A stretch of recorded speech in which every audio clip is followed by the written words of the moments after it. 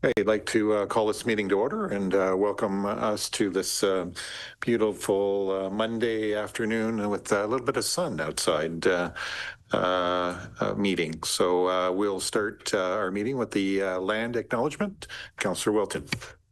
Thank you, Mayor Waters. The lands we know today as the Township of Centre Wellington have been home to Indigenous peoples since time immemorial.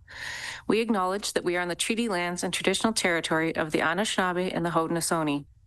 With increasing encroachment by non-Indigenous settlers in the Township of Centre Wellington, the Anishinaabe and the Haudenosaunee could not continue their traditional lifestyle and settled in their villages along the Credit River and in the Grand River Valley. These Indigenous nations uphold their treaty rights within our jurisdiction. Today, the Township of Centre Wellington remains home to Indigenous peoples from across Turtle Island. We are grateful to have the opportunity to share and respect Mother Earth and are committed to building constructive and cooperative relationships with Indigenous nations. Thank you, Councillor Wilton. Addendums and corrections to the agenda. We're looking at reversing items 11.1 and 11.2. So 11.2 will go before 11.1 because we have a guest.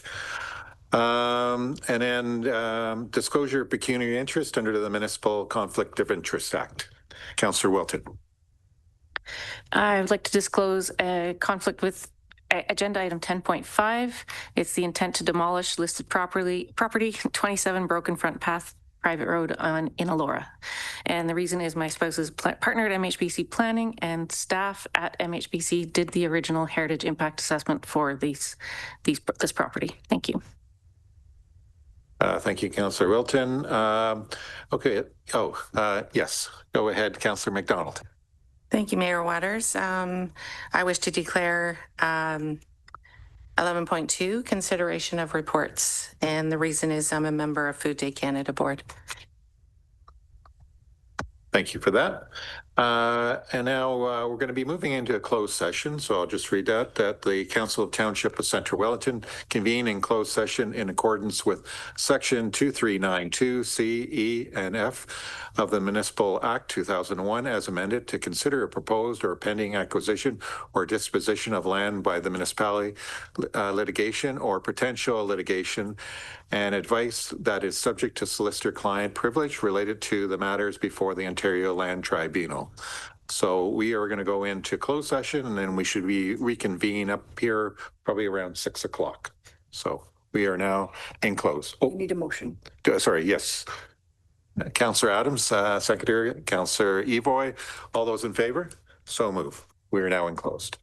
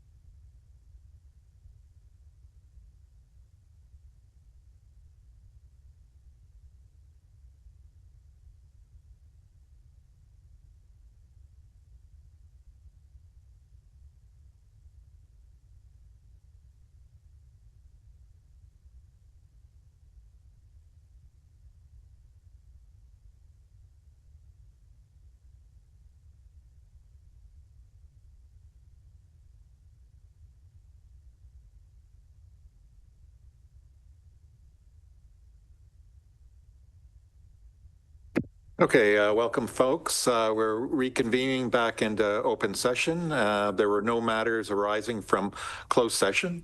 And so we're going to move down to item 8, presentation and announcements. And I saw Barb sneak in there. So I'm going to get Barb to introduce our local artists for this session. If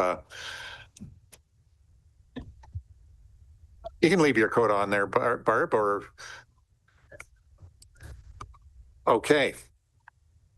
Hi, Well, my name's Ann Hobbs. Barb has appointed me to speak on her behalf. And it's my pleasure to introduce you to Wayne Simpson. He's a photographer in Elora. I met Wayne by signing up for one of his character portrait courses. And I have to tell you, he's a fabulous teacher. And since that time, several years ago, he's been traveling the world with his colleague, Dave Brosha, giving photography lessons in all kinds of very interesting places. And coming up next, he's going to the Azores. So you'll see we put his work up today, and I'll just welcome Wayne.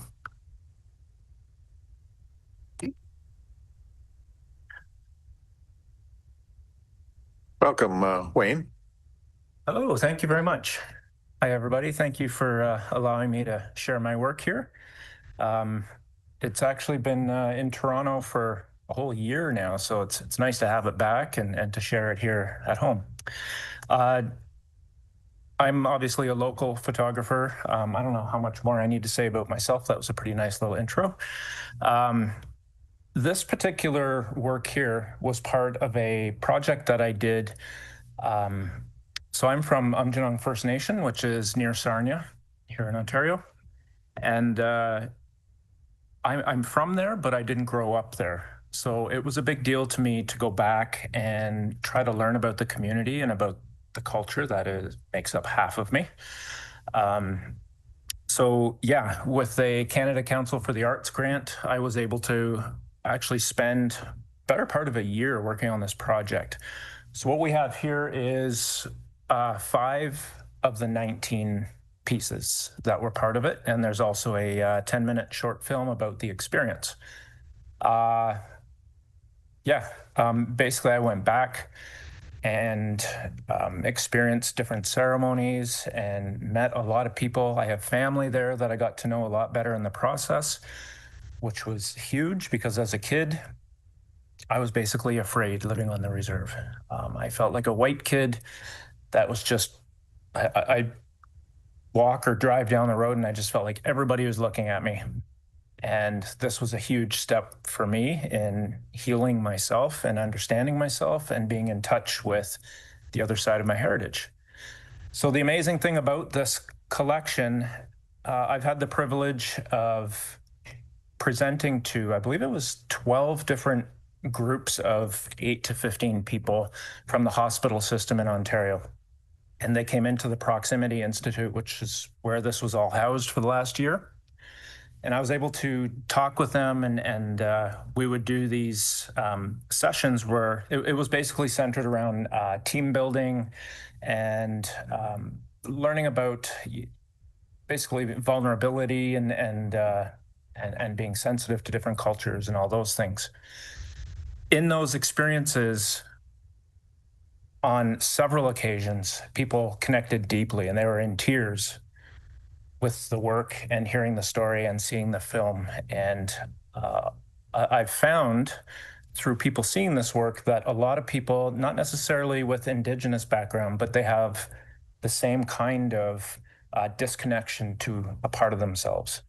And so I believe that's why it's been as impactful as it has been. So I'm happy to share some of it here with you. So thank you very much. Wayne, before you go, maybe just share one story with us, if you wouldn't mind. Is it okay if I'm all talking? Okay. So actually, sorry, I just had a shoulder thing. The point with this one, the one with the gentleman by the fire, his name is Christian Dennis. So I met Christian about 15 years ago for the first time. And he just reached out to me through Facebook Messenger, and he asked if I would do a print exchange with him. He had seen one of my landscape photographs, and he's an artist, and he just wanted to exchange. So I said yes. I met him, and we went and we did the exchange, said our goodbyes, kept in touch a little bit over the years. And when it came time to do this project, a cousin of mine on the reserve was able to show me a list of all the people in the community, and Christian happened to be one of them. And when I met him, I had no idea. I saw him in like Mount Forest or somewhere. And so I come to find out that he's part of the community, and he was actually removed from the community at a really young age as part of the 60s scoop. So he was taken from his home as a kid, adopted out to a non-Indigenous family, and unfortunately faced a lot of terrible abuses there. Christian would literally go to a storefront, throw a rock through the window, and stand there and wait for the police to come and get him, only so he could go somewhere safe. Through incarceration, he ended up learning about his culture because it was taken from him. Over time, he was incarcerated several times, spent a lot of time in there. And I guess there's sweat lodges that happen. I didn't know this before now. He took part in them and eventually got in touch with his culture, learned how to conduct the sweats. And now to this day, he is, I believe, 17 years sober. He faced all kinds of addictions and things too. And he has gone on to teach a lot of people about the culture and been instrumental in people connecting. Yes. Oh, sorry. So I'm, thank you, incredible. I'm on the DEI committee here for the township, and I wonder if we shouldn't make sure that we have someone like this person come and talk to us, because your stories are powerful, and I think our community, as we strive to learn and unlearn going forward, someone like you with some of your stories would be deeply valuable. So look into some of the staff that maybe we can reach out with your permission and get in touch, because I think you should visit us for sure. Love that. Thank you. Councillor McDonald. Thank you, Wayne. I was in Banff and I love the galleries out there, and when I'm visiting family, and I turned around one day in one of the galleries and your album was there. Oh, my book. Yeah, and it was fabulous. And but I do remember watching your film at Center for the Arts, and it was very moving. I'm not sure if it's the same one that you're talking about now. Yep. And there were lots of tears in the room, but it's worthwhile seeing. And thank you so much for your contribution to the chamber. They really are special. My pleasure. Thank you. And I forgot to mention there is a book back here that people can look through at your leisure. So, all right. Any further comments or questions for Wayne? Well, Wayne, thank you for gracing the council chamber today and your story. It's important that we hear these stories, and appreciate you coming in today. And we're okay. Okay, now we're going to move down to item 8.2, and we're going to invite Christine, the president, and Elizabeth Bender, executive director from the Fergus Scottish Festival, I guess, our annual report. So I see Elizabeth back there. She's going to wrap. Yes, okay. Well, welcome. He's been busy. Thank you very much, sir. I am, good evening, Mayor Waters and councillors. Many of you do know me, but my name is Christine de Notbeck. I'm the newly minted president of the Fergus Scottish Festival, and with me today, as you know, is Elizabeth, our fabulous festival executive director, and she's been here before you a number of times previously. We're pleased once again to give you an update on our festival from 2025, and it's some feel-good news. Feel-good news. It was an amazing party that we had. But before I get to that, would you please accept my thanks for the snow removal team who have been working tirelessly this winter with the winter that keeps giving. I appreciate all the work that they do. In terms of festival, we celebrated 80 years last year, which I think is a fabulous thing, whether or not I was with the festival. I want you to know that our success continues to be built upon the strong foundation laid by the volunteers who have come before us. In 2025, we had record attendance of approximately 28,000 people. Attendees were local, regional, from across the province, and of course, interprovincial. A number of guests have traveled to us from Scotland, the United Kingdom, the United States, Austria, Belgium, Switzerland, China, Germany, Malta, New Zealand, South Africa, and more. Our list keeps growing. We had a terrific party, even with the non-Scottish weather that saw several of our days at 40 degrees plus. This year, in honor of our 80th, we had a bespoke and registered festival tartan. I'm sorry I forgot to wear it tonight.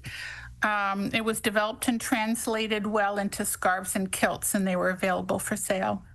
A keepsake festival program highlighted volunteers, patrons, competitors, sponsors, and events throughout our storied history. Additionally, we were pleased to note that the Wellington County Museum curated a special exhibit for us featuring memorabilia that we donated to them, featuring the many decades of the festival.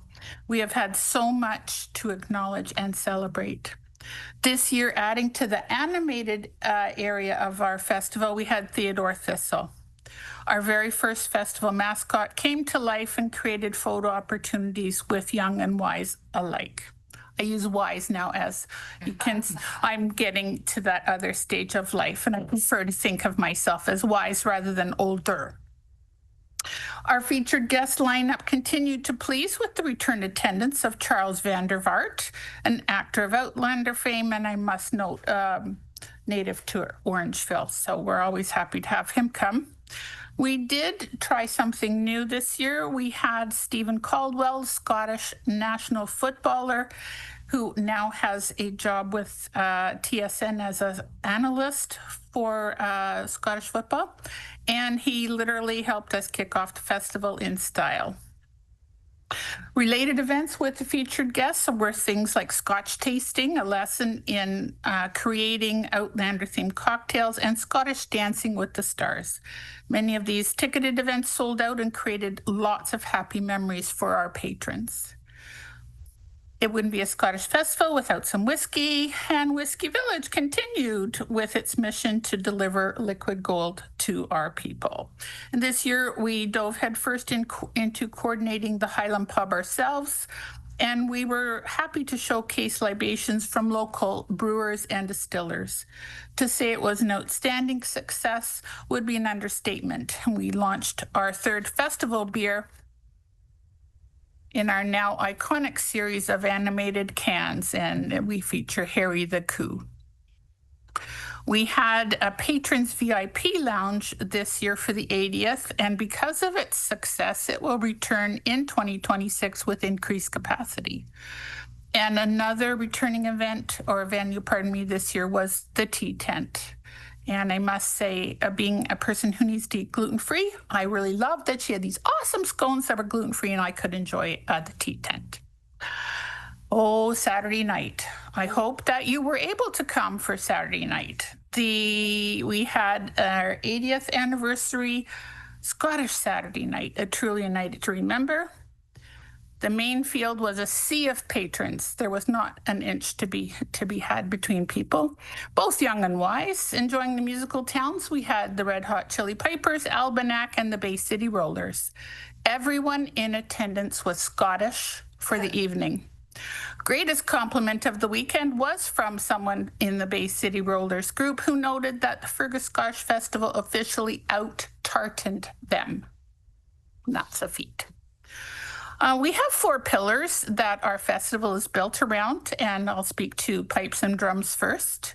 Entertainment for the weekend came with our traditional Friday night tattoo and fireworks, and we welcomed the Burlington Teen Tour Band. They were amazing. We have our usual variety of pipe and drum bands. Some are here for competition, and some were here for community service. We have the Scottish Highland Dancers and the Clans, and our fine folks from the Heavies, who once again provided the emotional and beautiful memorial caber salute. You could hear the skirl of the pipes and drums that you could hear them before the festival gate opened on our Friday because they were featured in the parade downtown and other performances in the downtown core. In heavies, we'd be happy to tell you, and you should know, that our heavies competition has a worldwide acclaim, and we are a pivotal festival to come and compete in. In addition to the regular offering of amateur competitive events for both men and women, we had the honor of hosting the Canadian Men's Heavy Event Championship. We also had an unusual event. We have a 147-pound ironwood caber that is supposed to be unturnable. And after many, many years, it's been 13 years, someone finally turned it.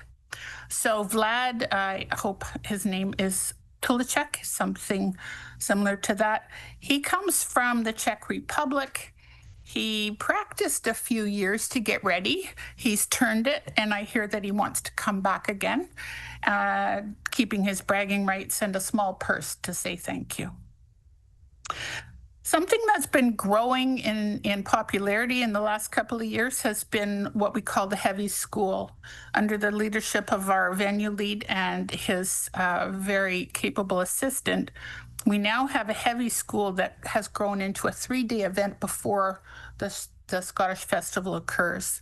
So the students who, they're young men and women, sign up for the Heavies instruction. They have 2 days of instruction, and then they have their own mini celebration competition on Friday, and that is getting very popular. In Heritage Village, if you've come to see us, you know that we have many displays and demonstrations. We've also had a variety of animals, including Clydesdales and the Highland cows. This year, we had an enlarged contingent of Scottish chiefs, both from Scotland and also the United States. We had special guests in attendance. We had the Lord Lyon himself, Dr. Joseph Morrow, and Mr. Andrew Morrison, who is the Viscount Dun Russell. They enjoyed speaking with clan members and general patrons alike. I haven't had to do this much speaking in a while, I apologize.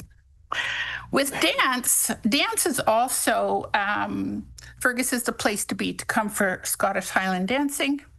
And this year we had 400 plus young dancers in a wide range of ages come with family and friends to dance their ways to a prize.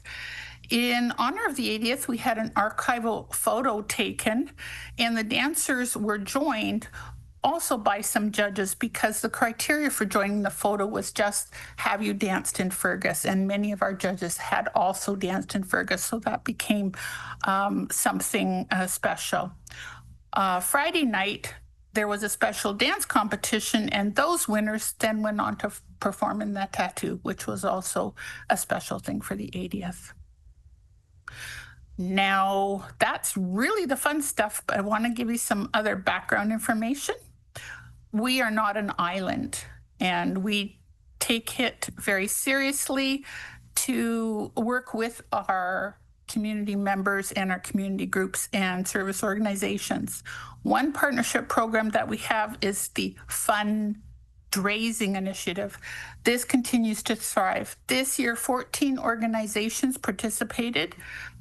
They were exchanging volunteer hours for an honorarium for their use in their group. So we would have people like Big Sisters and Big Brothers helping out. Elizabeth, who else would have come? We had a couple of our Rotary clubs with us. We had the curling and the lawn bowling club. So an exchange of service, and we need the help, and they need the honorarium. So it's a win-win situation that we're very proud of. Of course, this is in addition to our crew of almost 400 volunteers, the dynamic, passionate, unstoppable force that makes this festival possible. We continue to appreciate and thank every venue lead, every committee member, every volunteer, our board of directors, and our staff whose collective hard work made 2025 an unforgettable year. Annually, we review events and venues, and we enjoy the successes that have occurred, and we always analyze for improvement and efficiencies, because we know that happy guests are happy guests who will come back to us, to Fergus, and to Centre Wellington. Our tourism impact is something I'd like to speak to, and if you've been here at Council for a few years, you would have already heard some of this. The Fergus Scottish Festival and Highland Games is known worldwide, and our reputation speaks to the entire community, actually, of Centre Wellington.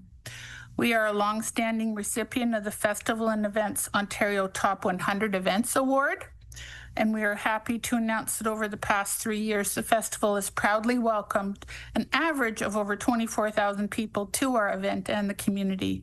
And this is the largest attendance of any event in the community that I'm aware of. We have used the Tourism Region Economic Impact Model, I think TREAM, and can say that total visitor spending resulting from coming to the festival has grown to between 6 and 10 million annually. The festival itself spends approximately $500,000 in the local economy purchasing goods and services. We're quite proud of this symbiotic relationship. Our festival mission is to deliver an event dedicated to the preservation of the visual, musical, athletic, and written heritage of Scotland and those Scottish people who made Upper Canada their home through a celebration of culture, history, competition, and education.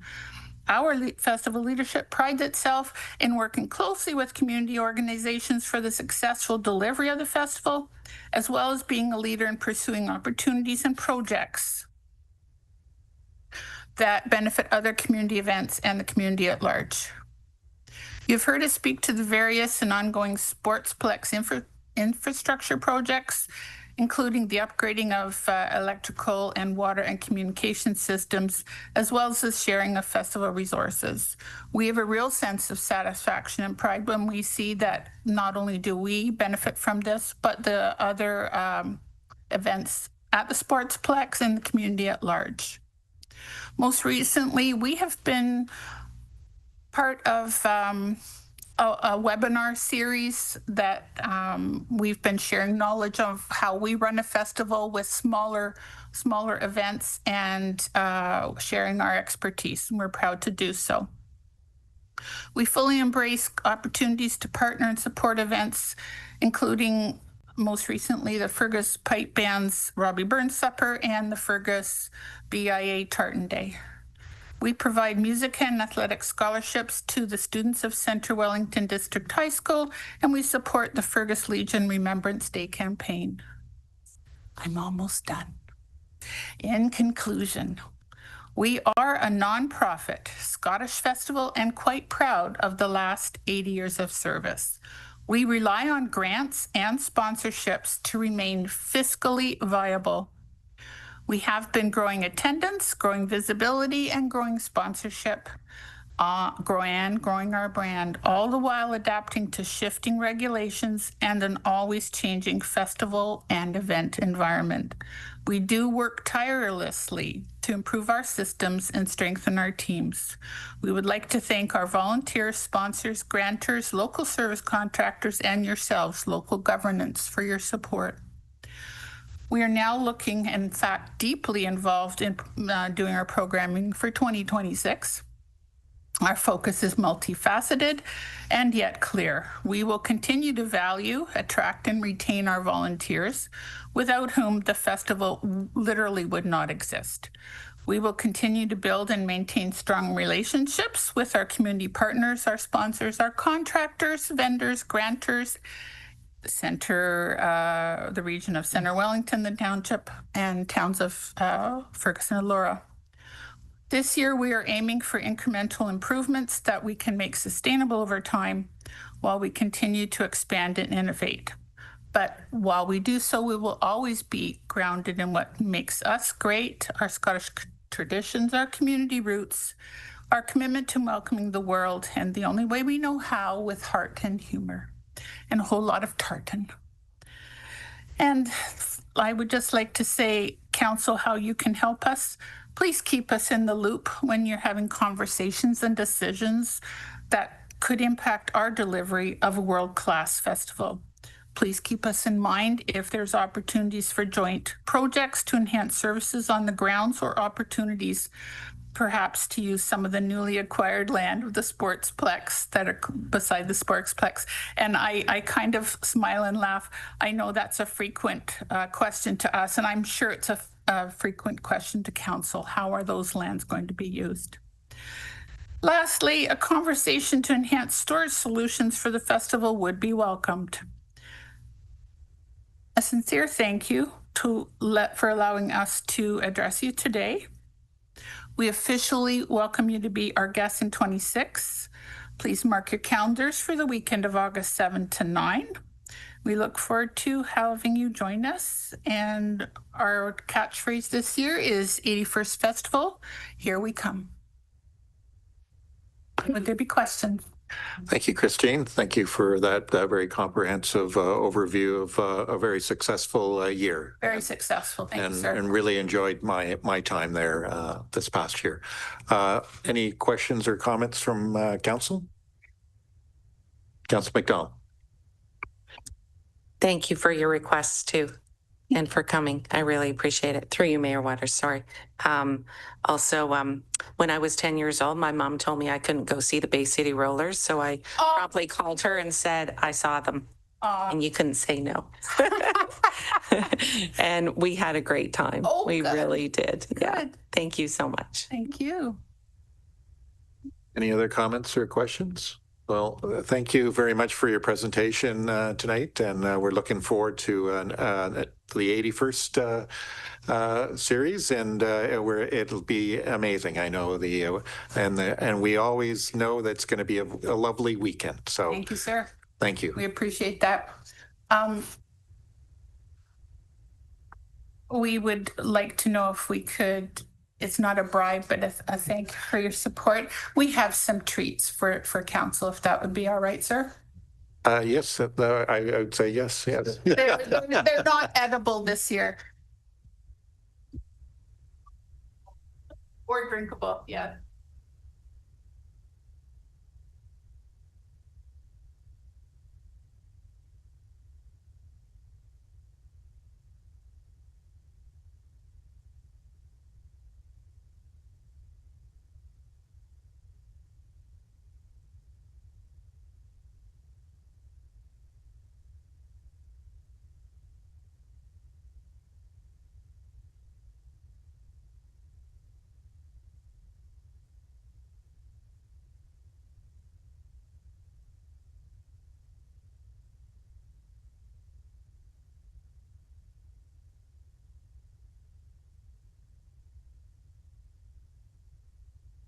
Thank you, Elizabeth.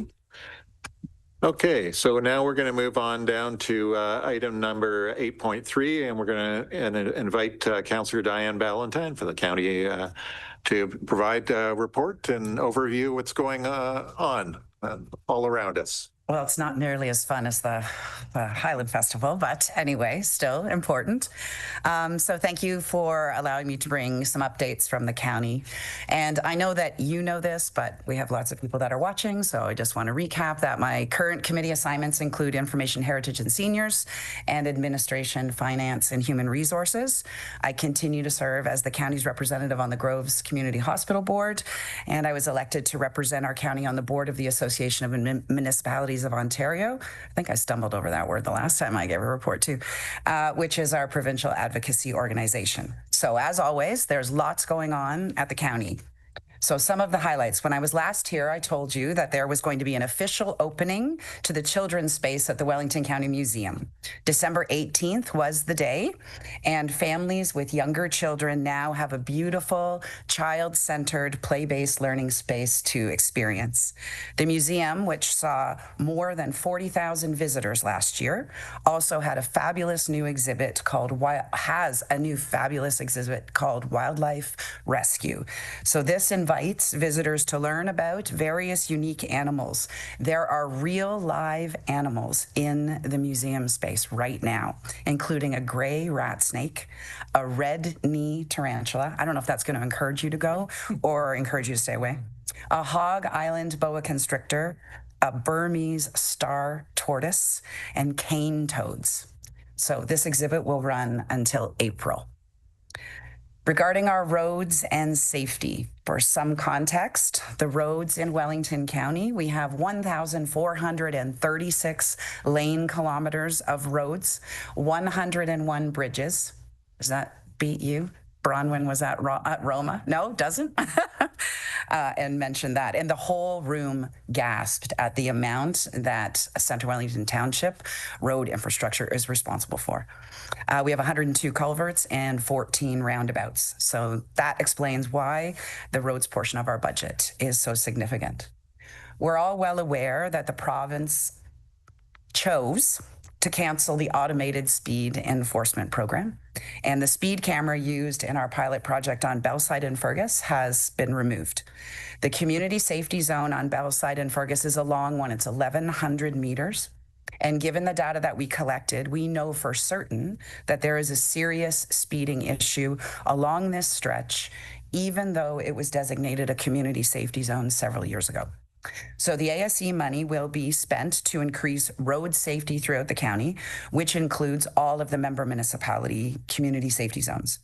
Without getting too technical, Bellside, which includes high-density housing, a seniors residence, and J.D. Hogarth Public School, will see, pending support of council at our meeting on Thursday, 2 speed radar signs installed, 7 centerline bollards, and several concrete centerline medians.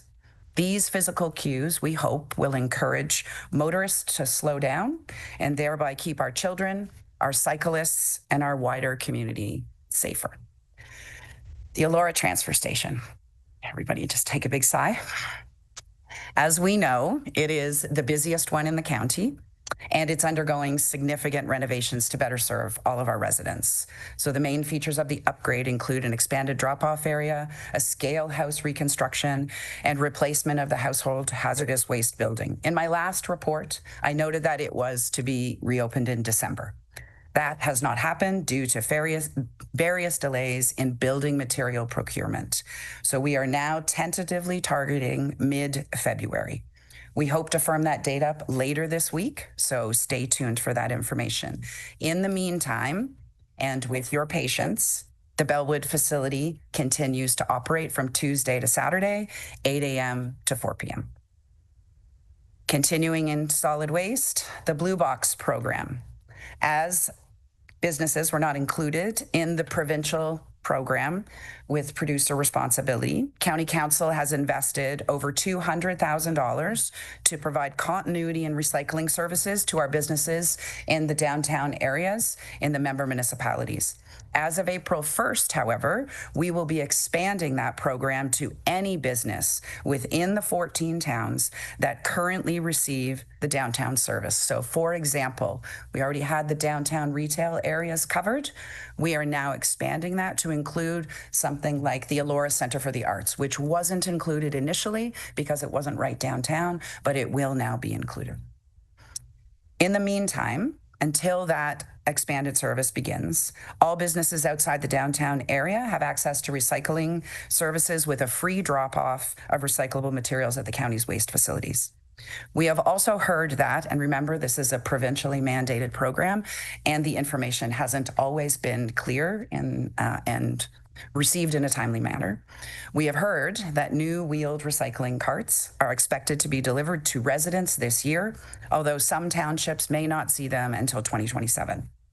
As noted in my last report, we currently have the same Blue Box pickup schedule as before, but the producers could change that at any time. So again, stay tuned.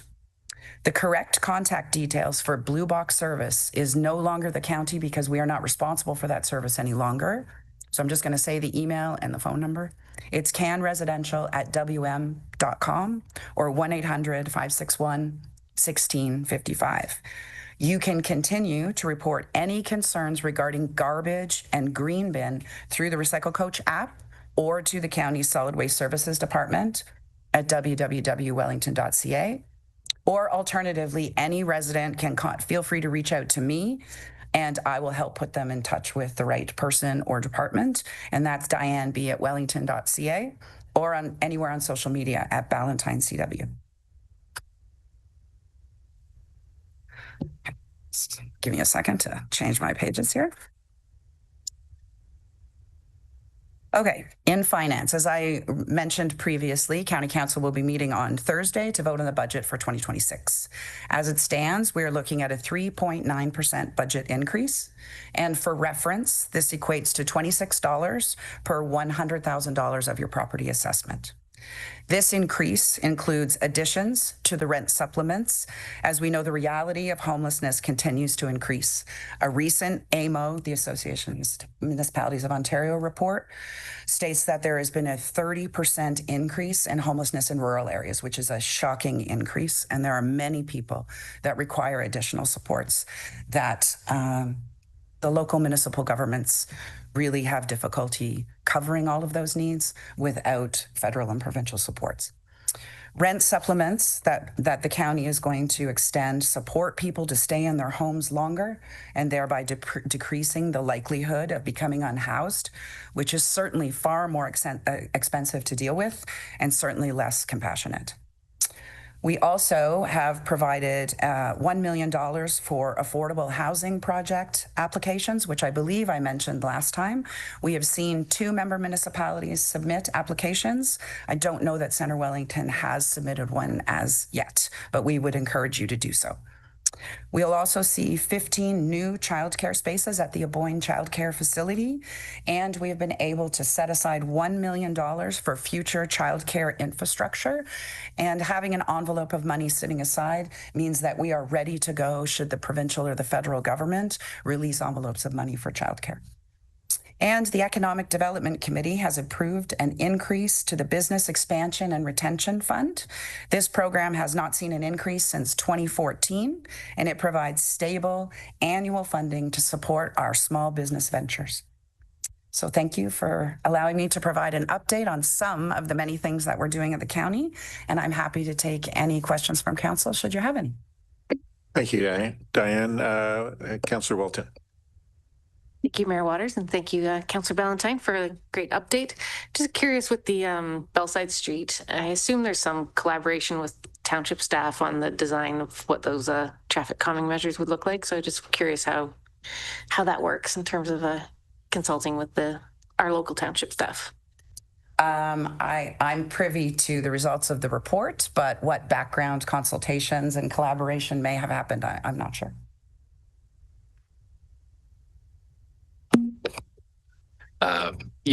Through the mayor. So staff met with the county 2 weeks ago, the county was sharing some of the plans and some of the features that would be on Bellside.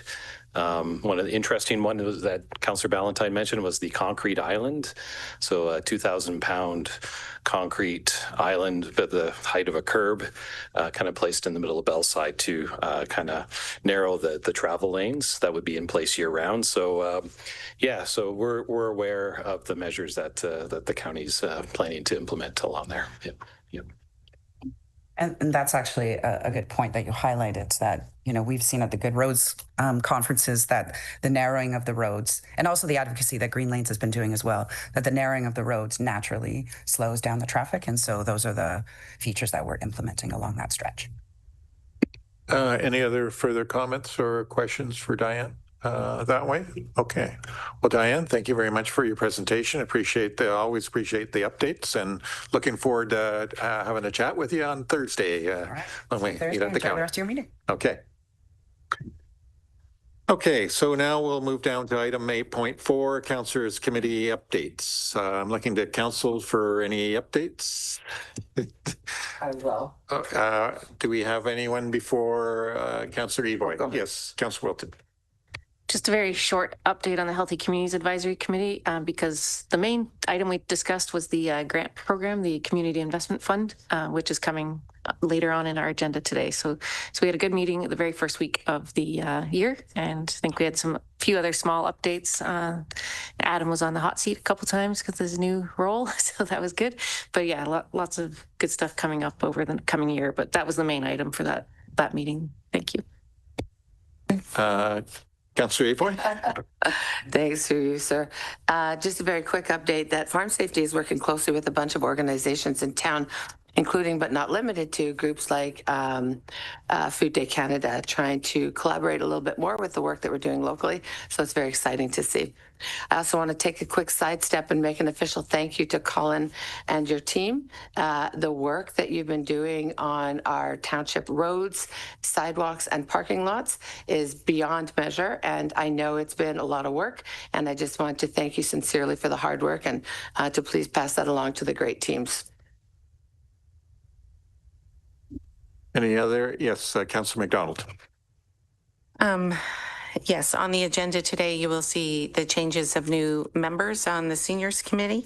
And also Safe Communities is doing some reorganization.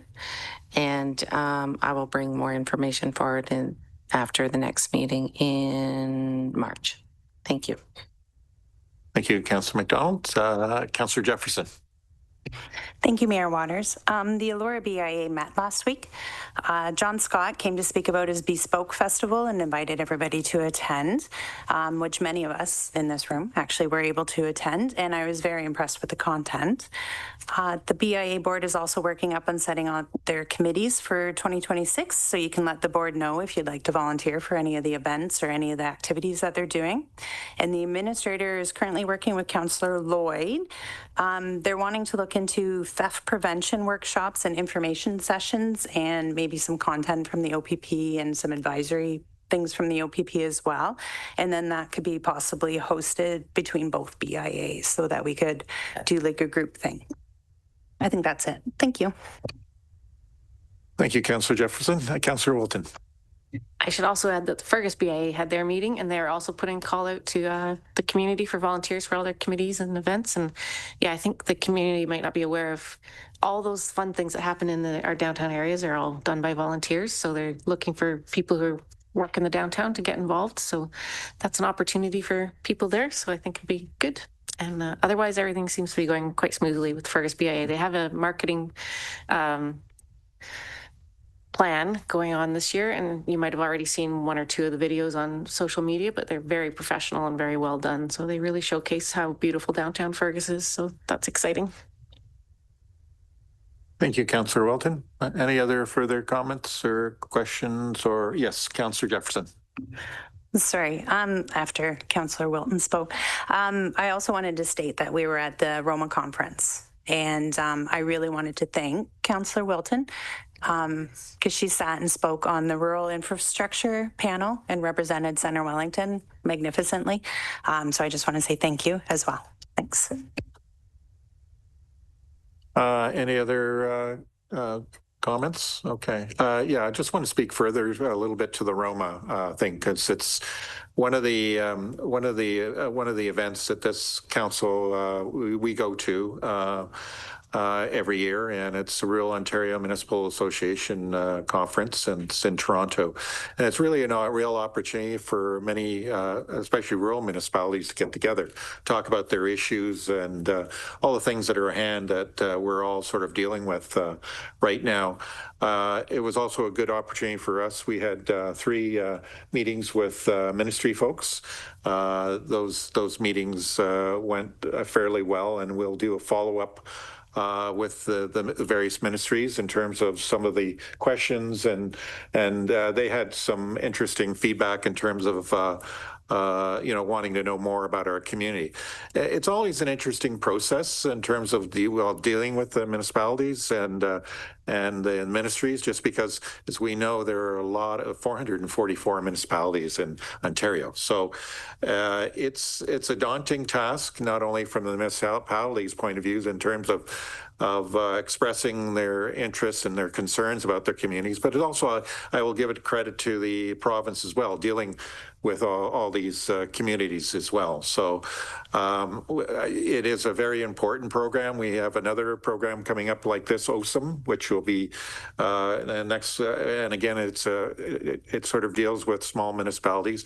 But I do want to tell folks who are listening out there, as well as people in the audience here, in terms of these opportunities of going to these events, they're very important for networking and sort of making those connections. So it's been a very busy start for the year for I know for the councillors here and for staff. And again, thanks for everyone for sort of getting us going, especially with all that lovely weather we've been dealing with as well. Okay, so with that, I'm going to move down now to there's no delegations. And then consent items. Consent agenda items are considered routine in nature and voted on collectively. However, any member of council may request one or more items be removed from the consent agenda item for separate action. So I'll just read the recommendation. The recommendation that the Council of Township of Centre Wellington approve consent agenda items 10.1 through to 10.5. And I'll just now open this up to yes. Do you, okay, on 10.4, let's do this. Let me do that again.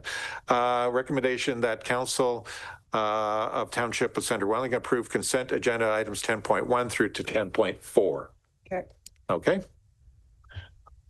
And I have first of all, I'll have a mover and a second, and then I'll open up for comments. The mover, Councillor Evoy, seconder, Councillor McDonald, and I'll open up for any comments as relates to any of those. Okay, seeing none, all those in favor?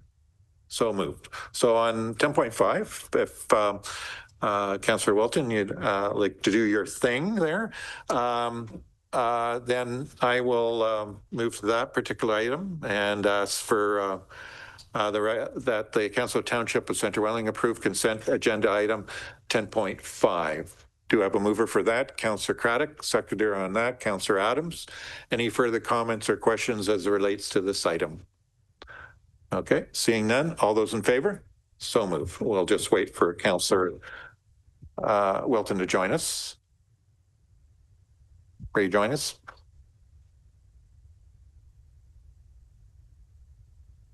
Okay.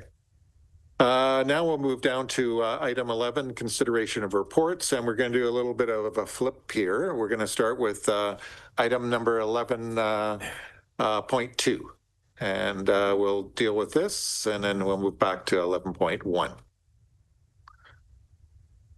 Welcome. Thank you.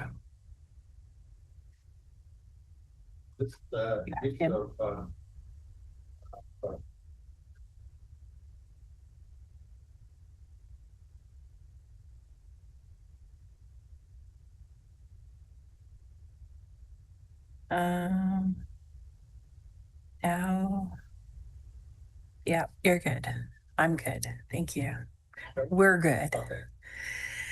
All right.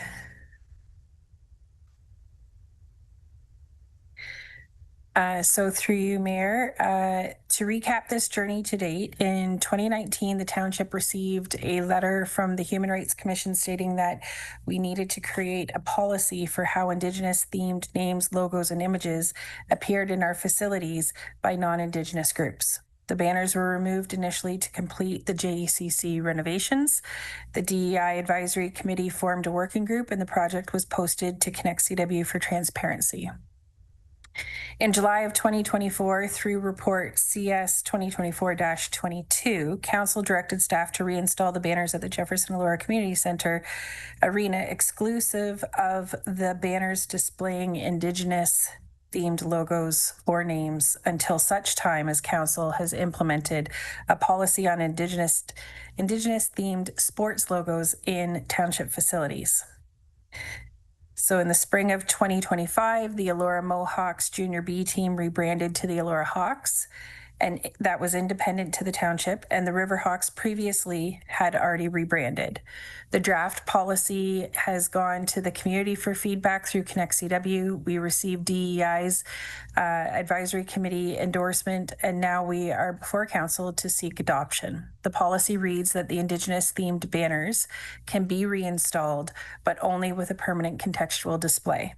The DEI advisory committee also endorses the permanent contextual display, and we're seeking council's approval for that as well.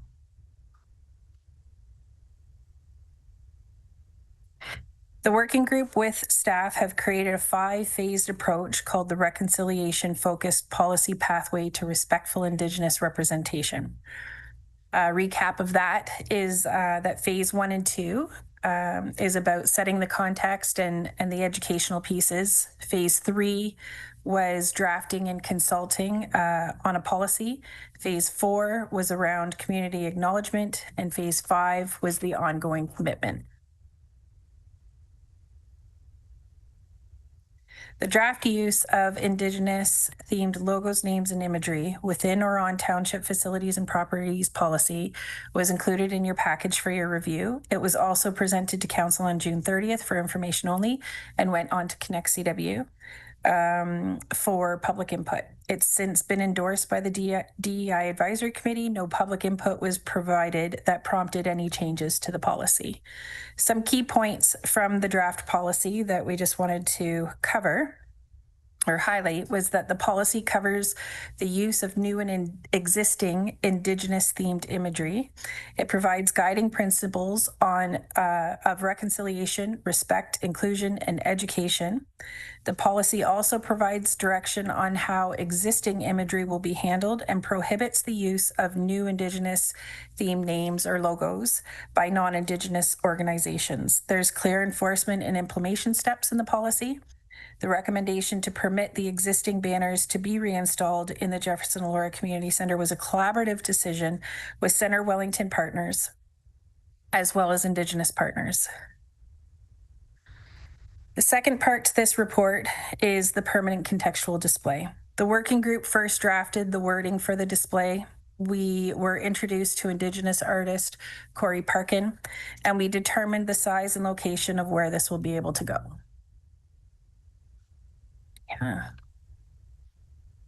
Thank you. For the wording, we had a diverse group of voices, including Grandmother's Voice, Kevin Sandy, who has come to council before, the Elora Hawks, the Riverhawks, and later a member of the community that joined our working group and is Indigenous, new to the community with children in the Centre Wellington Minor Lacrosse Association. There was a desire to incorporate the sentiments of the 2 row wampum and the 7 generations to come. The wording reads, and it's up there, but I'll say it for you. 2 rows together, a path of truth and accountability. The historic banners of the Centre Wellington Lacrosse organizations are displayed to honor the past successes and the township's ongoing commitment to truth, learning, and accountability. The township of Centre Wellington recognizes lacrosse as an Indigenous game known as the Creator's Game. The rebranding of the Centre Wellington Riverhawks and the Elora Hawks Junior B teams reflect a collective effort to honor the strength and resiliency of Turtle Island's original people and act responsibly considering the 7 generations to come. This display is part of the Township of Centre Wellington's response to calls to action 43, 47, 57, and 79 of the Truth and Reconciliation Commissioner. The township is committed to ongoing learning and meaningful relationship building with Indigenous communities. We all have roles to play on this path. Yours can begin by learning more about our continued journey 2 rows together. The permanent contextual display will span the 19 feet between the 2 beams above the door that enters from the foyer to the pad at the JECC. It'll be visible from the stands, and directly above and to the left will be the banners. I'd like to introduce Corey Parkin. Corey is part of, and I'm trying to do this right, Corey is part of the Kanyen'kehá:ka Turtle Clan. He calls Tyendinaga Mohawk territory home. Corey has been showcased on TSN, Sportsnet, Walmart Canada, CBC, and more. He's worked with leagues and teams in the National Hockey League, the Professional Women's Hockey League, the International Ice Hockey Federation, the National Lacrosse League, the National Basketball Association, the American Hockey League, the Ontario Hockey League, the Australian Football League of Ontario, and the Canadian Football League. So I'd like Corey, who is joining us virtually, to share his artist statement behind the art that he has created for the permanent contextual display. Welcome, Corey. Oh, Sego.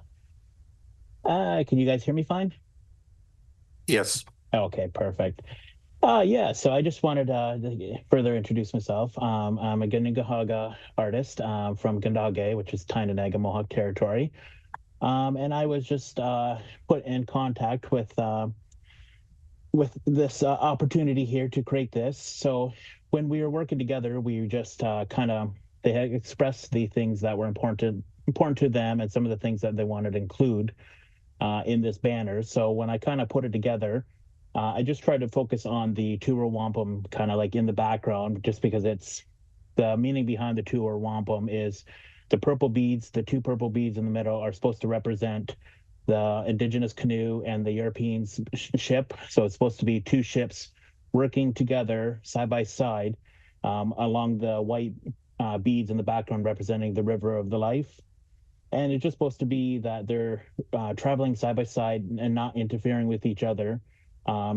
Coexisting as equals, representing like respecting each other's laws and cultures and stuff, which we've kind of felt that this was important as like moving forward to try to make sure that anything that is done with Indigenous names or symbols in that is done properly in that. Then for the banner where the words are displayed, I kind of just tried to make it look like it was the Dustfan Wampum, which is another important wampum belt in Mayan culture and stuff, which where the Dustfan Wampum, it's supposed to represent the Tree of Peace, which the Tree of the Peace, which is the tree grows high and reaches a spirit world so that all nations may see it.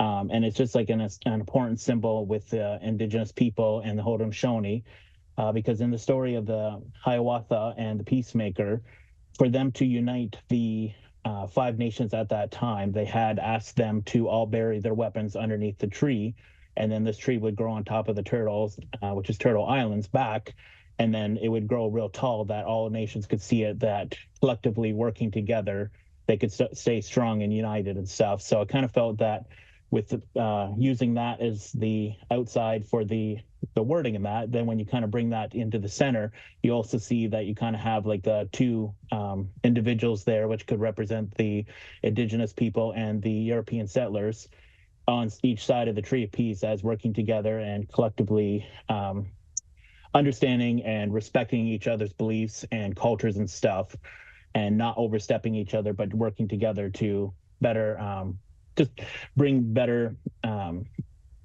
for the 7 generations ahead of us. So yeah, I just kind of put this together. I also included the Mohawk word, which is just the Mohawk word for the good message, which you can see also on the banner as well. But yeah, I just tried to make it kind of more simple, include the imagery that's important to Indigenous people, also with the symbol with a semicircle. The semicircle design is representative of the Sky Dome or Sky World logo that is seen in our culture. So you would have the 2 semicircles. One circle would represent the celestial, the sky world, where all life came from, and then the bottom one would represent the Earth that we now live on today. And then you would have the 2 squiggly lines on each side representing the moon and the sun, which also have their powerful symbols in our culture as well. So I just try to include all these symbols in here to kind of more elaborate on what they're trying to do, but also opening up a story to kind of more share some of our culture with you as well.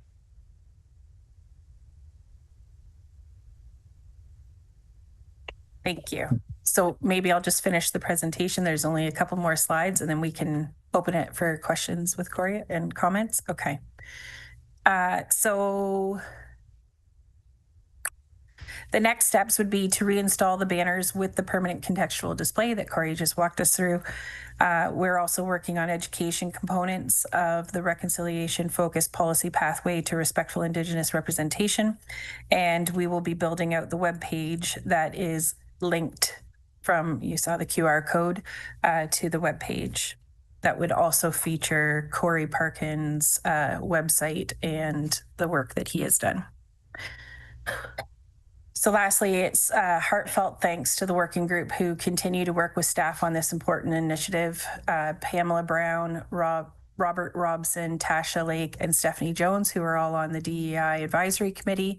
Nathan Joyce, who's with the Riverhawks, and Jim Baumhoff of the Allura Hawks, Grandmother's Voice, Kevin Sandy, Josh and Stephanie Pagan, and of course, Corey Parkin.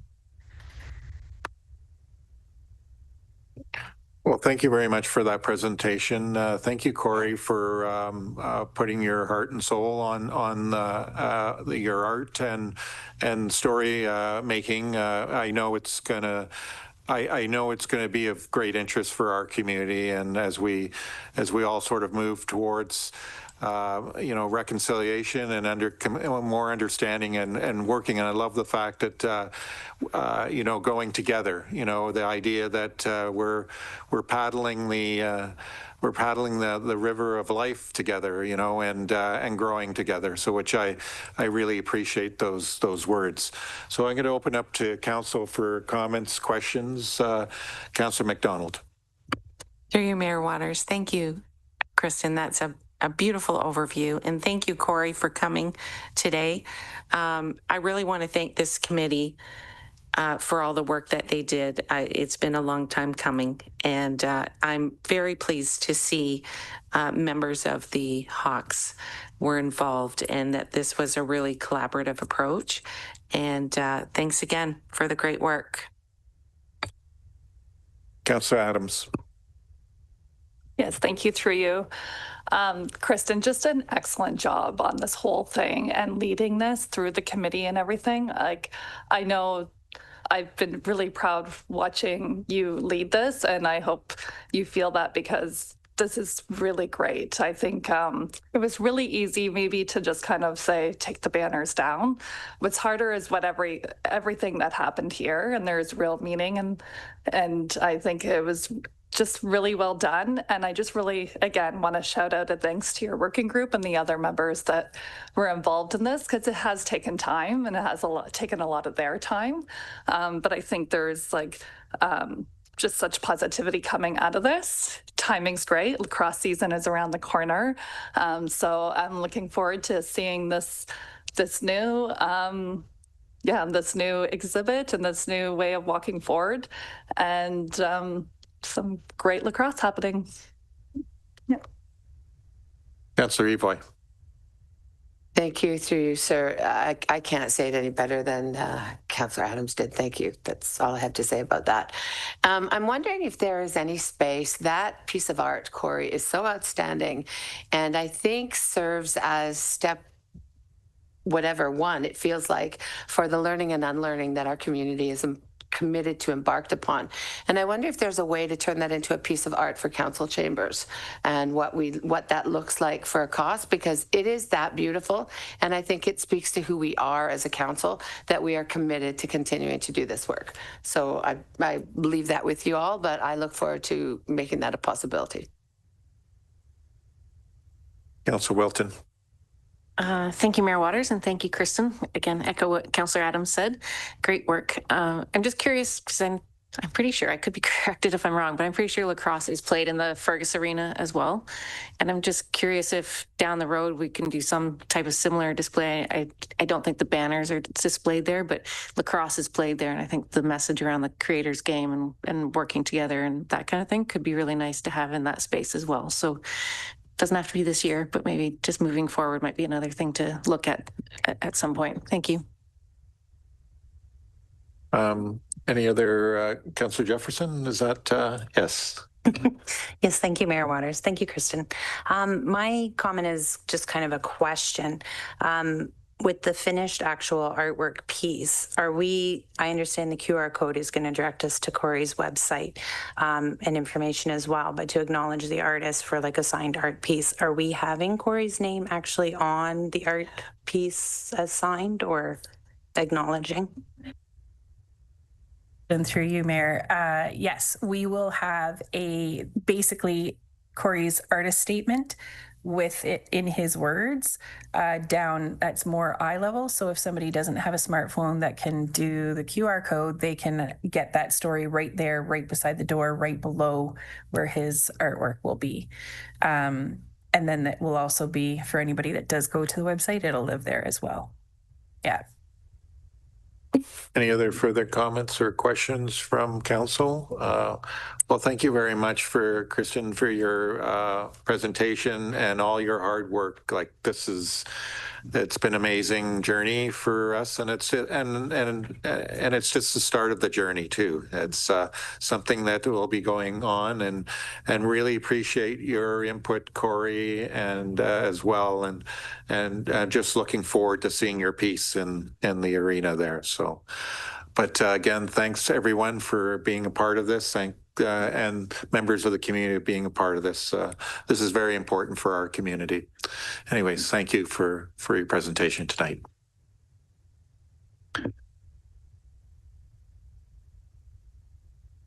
Let's need to do a resolution. Oh, yes, we got to do that. That's really important. And then we maybe could take a little break. Okay, let me read the recommendation here. I sort of got Corey, thank you. If you want, you can stay for this resolution. You might want to stay for this. I think it's important. Okay, so here it is. Recommendation that the Council of Township of Centre Wellington approve the mayor and clerk to execute a bylaw to adopt the use of Indigenous themed names, logos, and images within or on township facilities and properties policies included in Appendix A to report CS 2026-06, and that council approves of and directs Township of staff to proceed with the Jefferson Elora Community Center permanent contextual display as presented in Council Report CS 2026-06. Do I have a mover for that? Councillor Wilton. Seconder on that, Councillor Jefferson. Any further comments or questions? Seeing none, all those in favor? So moved. Thank you. Thank you. Thank you, everyone. Okay, so let's, do you want to keep on going or do you want to, okay. So let's keep on going. We'll go down to item 11.1. Or go up. 2026 Community Investment Fund recommendation, and we'll continue on. Okay.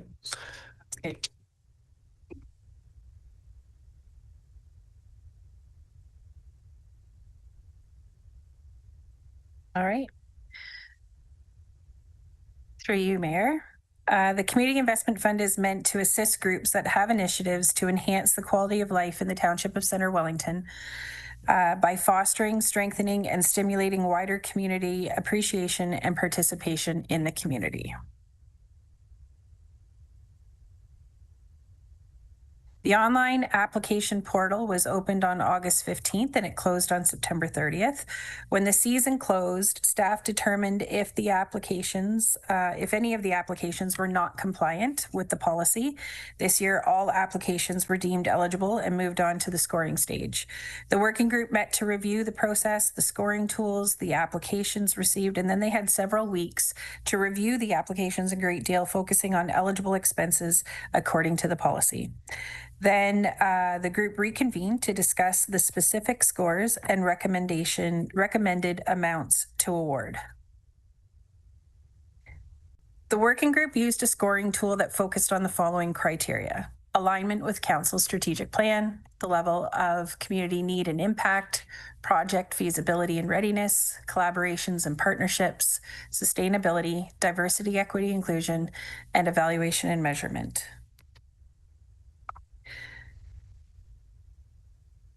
For the annual specific stream, the groups that are automatically considered and awarded the same funds each year with a small increase for the increase in costs. The council approved this amount during budget deliberations. The total amount for the annual specific stream for 2026 is $23,540. The Community Impact Stream supports initiatives that address local challenges through innovative, locally driven solutions. The focus is on projects that have a direct and meaningful impact on the lives of Centre Wellington community members. By fostering grassroots efforts and empowering local organizations, this stream aims to create lasting positive change and strengthens the fabric of our community, whether through social services, environmental initiatives, or educational programs. The Community Impact Stream is committed to making a tangible difference where it matters most. Applicants could apply for up to $5,000. There is 14 applications, and the recommendation is to fund to some degree 13 of them for a total of $43,152. The one application that was not recommended for funding was strictly due to a very low score by all of the working group, and it was a new applicant. The working group recommends that staff connect with and support them in a 2027 application. The Arts, Culture, Festivals, and Event Stream supports initiatives that enrich our local community and may attract visitors, boosting the local economy. This focus is on events, creative projects, arts-based programs that showcase our cultural heritage, promote diversity, and enhance community engagement. By supporting a vibrant arts and culture scene, this stream fosters cultural appreciation and drives economic growth through increased tourism and local participation. There were 10 applications. The recommendation is to fund to some degree all of them. The total funding being recommended to support is $47,800. The Inclusive Community Stream provides funding for initiatives that promote diversity, equity, and inclusion by addressing systemic barriers, strengthening understanding and respect across communities, and creating more inclusive opportunities for participation and belonging. This funding stream is new for 2026. The groups could apply again for up to $5,000. There was 3 eligible applications. The recommendation is to fund to some degree all of them. The total funding being recommended to support this stream is $14,150. The Community Investment Fund policy was written to support as many initiatives as possible. There is a key topic of stacking being strongly discouraged rather than making it outright prohibited. It was also established that the maximum funding for any group that they could receive was $5,000. In saying this, the working group recommends that council consider granting additional support beyond the $5,000 limit for 4 applications. The first one is the Centre Wellington Food Bank. The application was submitted before knowing that the Mayor's Golf Tournament proceeds were going to the food bank in 2025. The working group believes that the increased need for food security warrants the additional support to secure proteins for clients, which are more rare to get through food drives. The Elora Centre for the Arts received a $3,000 grant for a winter experience program from tourism. So by funding their 2026 request for the Community Impact Stream, that puts their total support to $5,880. The working group believes that the centre has shown capacity and positive impact on the community to be rewarded with the additional $880. The Fergus Agricultural Society. So the fair received a substantial discount for the grounds rental, but the working group believes that it is still essential to support the Agriculture Education Day for students in our community. The CW Black Committee, this is another group that would be stacking their tourism winter experience program funding with their community investment funding. The tourism winter experience funding is for a concert tribute event, and the inclusive community stream funding is for an Awakened Voices spoken word event also during Black History Month. The overage is $900, and the working group supported this exception because the initiative is exactly what the inclusive community stream is about, and this group has been growing in their capacity over the last several years. So this report is asking that council support the recommendations for funding, including these special considerations.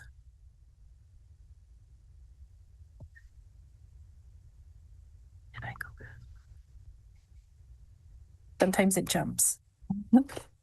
So this slide is just talking about the total investment for all of the streams, and the total investment for 2026 is $128,642.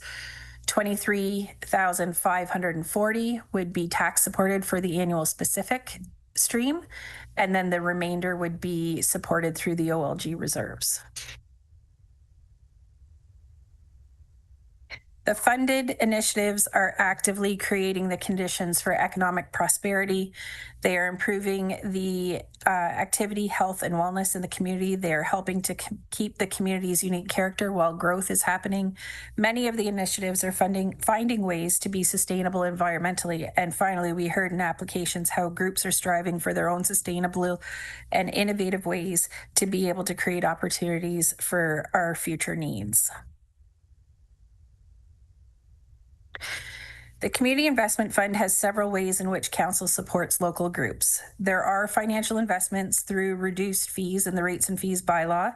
There is funding in the now 4 streams of the Community Investment Fund, and all applicants have access to other very valuable resources that are here for them to support their success. For example, the calendar of events is on the Township's main webpage and gets over 3,000 clicks each month. The Township has a cultural resource center that has tables, tents, pylons, the water cart, so much more. This is for groups planning events on Township property to access at very low costs. The Township has a staff person who supports groups planning events to make sure that they're abiding by the bylaws, getting the permits that are required, and has proper insurance to keep them protected. This staff person also supports them with an events guide that sets them up for success. The Township hosts a volunteer fair and will do that again in 2027. The goal is to connect the community to many meaningful volunteer roles that are in our community. Lastly, I just want to acknowledge the working group members. Ian and Neil are on the Healthy Communities Advisory Committee, and Eleanor is on the DEI Advisory Committee, and their time and attention to all of this process makes it a better process because of them. So thank you very much. Thank you. Comments, questions? Councillor Wilton. Thank you, Mayor Waters, and thank you, Kristen. I just want to kind of reiterate what you just said about the working group. They spend an amazing amount of time on this and are very, very thoughtful about the criteria and kind of the selection process. And they put a lot of work into it, and we had a really good discussion at the Healthy Communities Committee about it. So I just wanted to echo my appreciation for their time. Thank you. Councillor Evoy. Thank you, through you, sir. First, a comment, almost $48,000 going in to support our arts and culture, our festivals and our events is an outstanding number. And I think this township should be very proud. I think the efforts that we are making and moving forward with to support those events is incredible. So really well done. I have a question. Did you say that you do or do not support the stacking?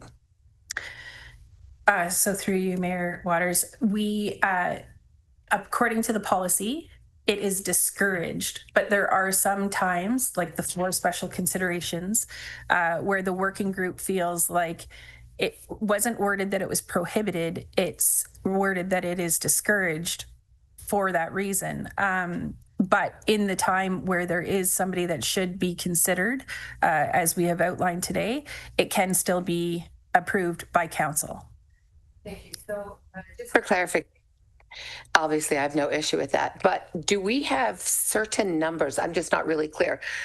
So do we have a cap for each category per se? Because what I'm wondering is if in the case of necessary stacking, if we don't move them out of one line and into another to allow for those dollars from the other line to go to someone else. For example, if a group is asking for $5,000 in each of these, but there is a cap, then maybe moving it over here and opening it up to someone else might be a good idea.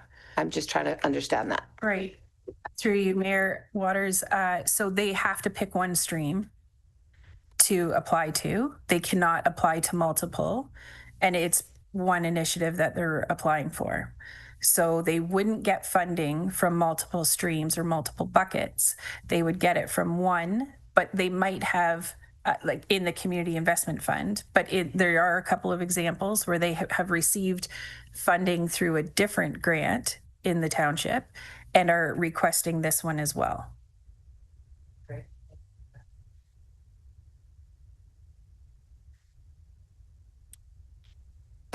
Any other comments, questions from my council? Yes, Councillor Jefferson. Thank you, Mayor Waters. Just a question. Of course. Normally with our applications, we always have like an overabundance of applications, and we really have to like kind of dig down to see if they all qualify for what they're asking for. And some people don't get as much money as that they're wanting. Do you know why this year, like in our 2 original streams, that we're down by like 10 applications? I don't know, like, did we change the dates? Like, was there anything involved that way? Thank you. So through you, Mayor Waters, there were a number of organizations that did not apply this year but have in the past, and I did follow up with them. There is a variety of reasons. A lot of volunteer turnover. So who would have been writing their grant application, it went to their email address, and the new one was not communicated to put them on our mailing list. So they missed the date. So we're working on ways to figure that out because we don't know when everybody turns over all the time. And there was some other reason, like was on vacation, totally missed it, didn't see the email. So we're also talking about the timing in which that it is a long process. It opens up early in August and it closes in September. And here we are in January approving this. So we've talked about that process as well, what our internal needs are in terms of time, and trying to tighten that up and have it run a little bit longer.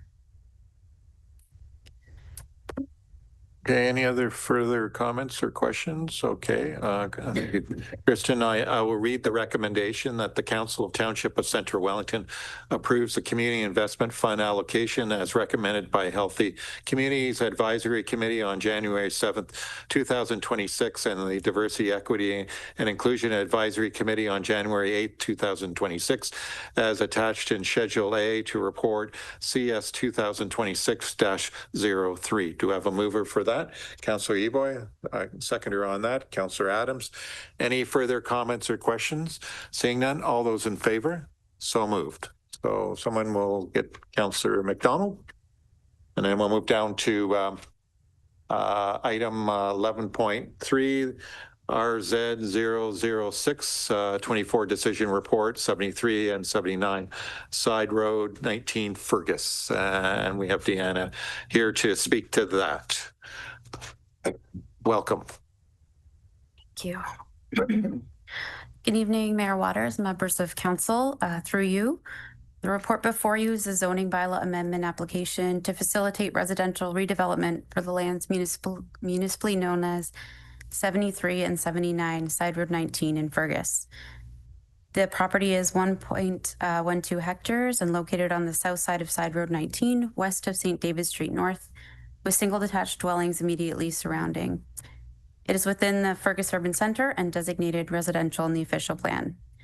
The lands currently contain 2 single detached dwellings, one of which will remain and be incorporated into the development, and one which will be replaced. The applicant is seeking a zoning amendment to change the zoning of certain lands from R1A to R1A residential exception and R2 residential exception to facilitate an infill development consisting of 8 semi-detached units and 11 single detached, accessed via private internal road. Several studies were submitted in support of the application. Detailed design requirements and recommendations from the studies will be addressed and implemented through the site plan application, which is also currently under review. The public meeting was held on January 29th, 2025. The minutes and submissions have been attached to the report. Concerns were mainly related to drainage and stormwater management. The applicant's consultant responded verbally to concerns raised at the public meeting and has been working with Township and GRCA staff to address these concerns. Any outstanding matters will be addressed through the site plan process. Policy analysis is provided in the planning justification report and echoed in the staff report. It is staff's opinion that the proposed development is consistent with the provincial planning statement. The zoning bylaw amendment to allow for increased density within an urban center on an underutilized lot where municipal services are available meets the policies of the township and county official plans. Staff is also satisfied that the proposed zoning and exceptions are appropriate for the redevelopment of the property and that the application is in the public interest. For the reasons noted in the report, staff recommend that the proposed zoning bylaw amendment be approved and the necessary bylaw be given 3 readings and passed. I'm happy to answer any questions, and the applicant is also present for questions. Comments, questions for Deanna? Councillor Jefferson? Okay, go for it. Thank you. I'm never first. My question, well, for a comment, I love the great new initiative, like the initiatives for this housing development. It's really thought-provoking, and I like what we're doing here. My question is kind of with the site plan application and how Councillor Valentine said earlier about the new wheelie carts coming out for residents for recycle collection. But I know that they'll be switching over to garbage collection.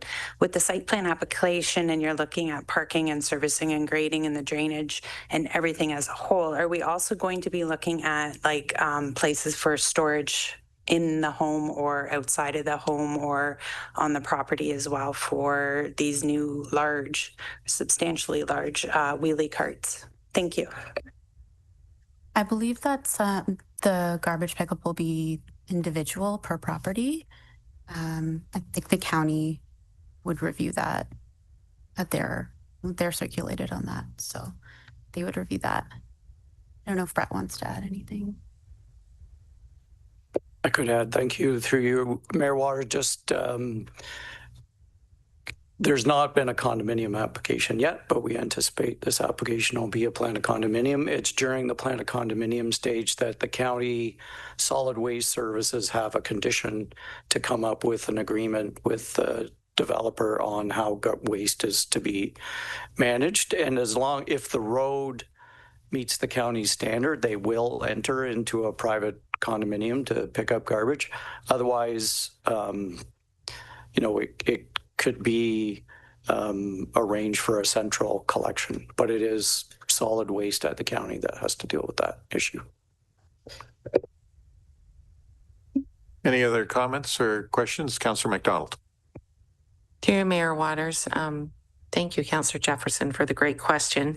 I do know some condo communities in their fees have gone to just Molochs and having those emptied. And I don't know the logistics of all that, but it does look nice and cleaner looking.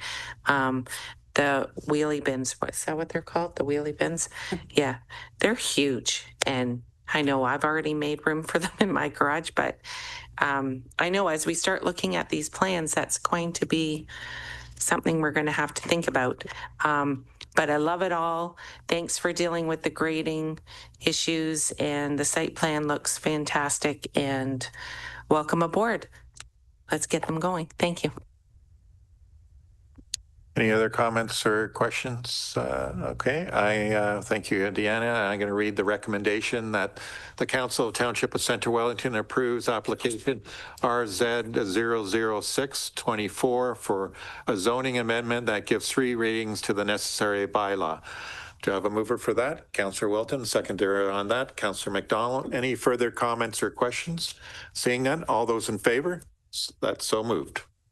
Okay, now we're going to move down to item 11.4, stormwater management facility bylaw. And is Jerry who's speaking to this? Brian, or Colin, Adam? Yeah, I'll introduce the report, and Jerry's the author of the report, but he's available to answer questions. Okay. All right. Thanks, Mayor Waters and Council. Just a brief introduction to this report.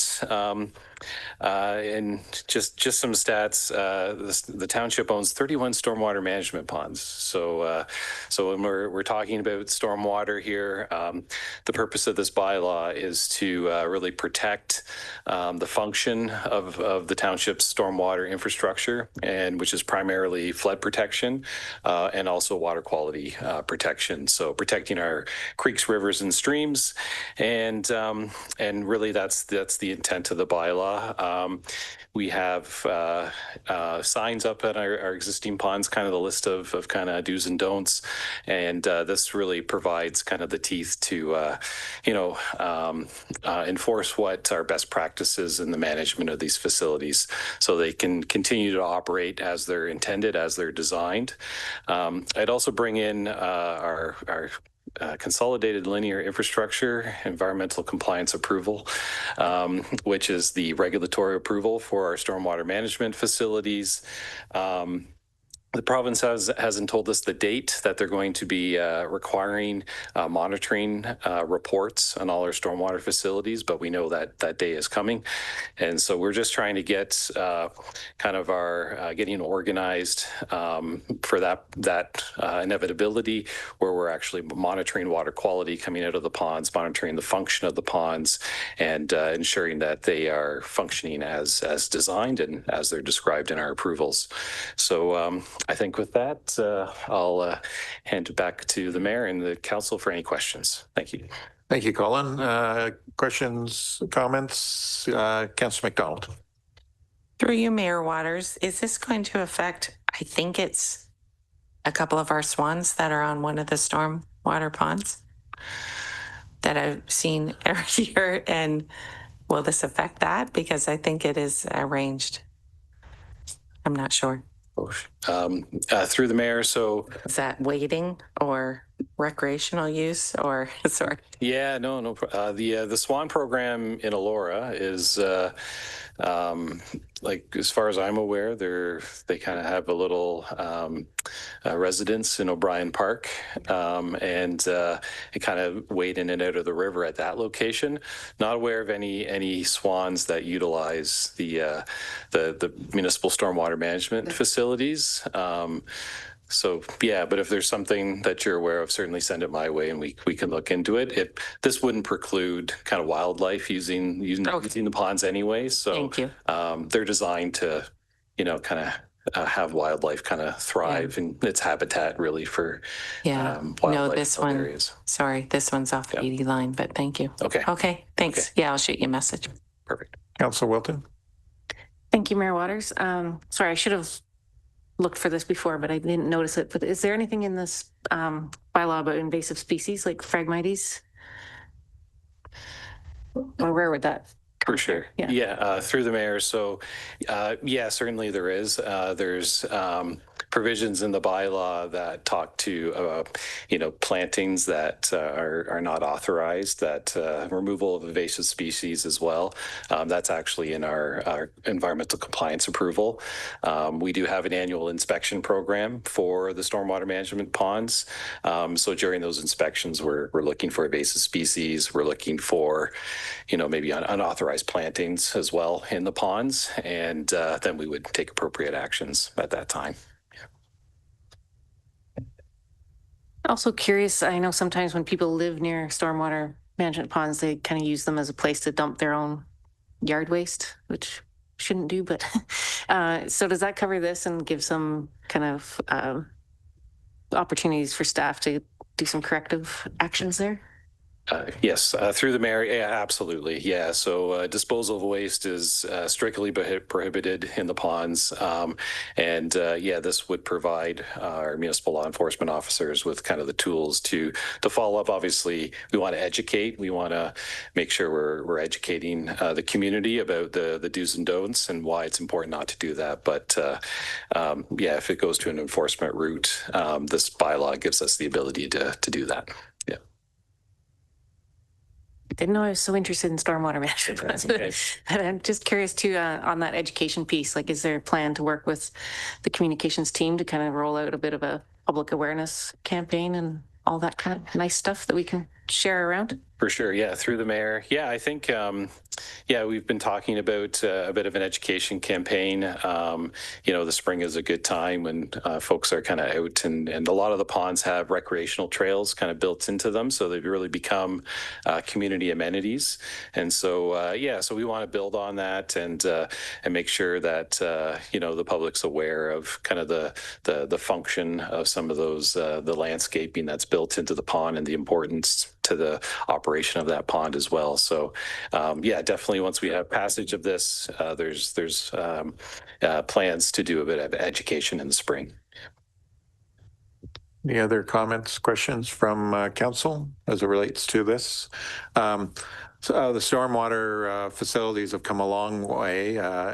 Back in the day, they used to have fences around them, and it's nice to see that they're now being encouraged as part of the green space and the understanding of also contributing to the ecosystem, and they're important that way. And I think they're also a place that people can learn from as well. And I think we've gone a long ways in that regard because they're important spaces from the functionality, but they're also important places for the critters and even just for our own well-being in terms of these potential green spaces and linkages with the trail networks. So I think these are all very good, and it's nice that we, in some ways, we celebrate these as opposed to thinking that they're just totally a functional thing, which they are, but they're much more than that. So anyways, appreciate all the good works there as it relates to these types of facilities.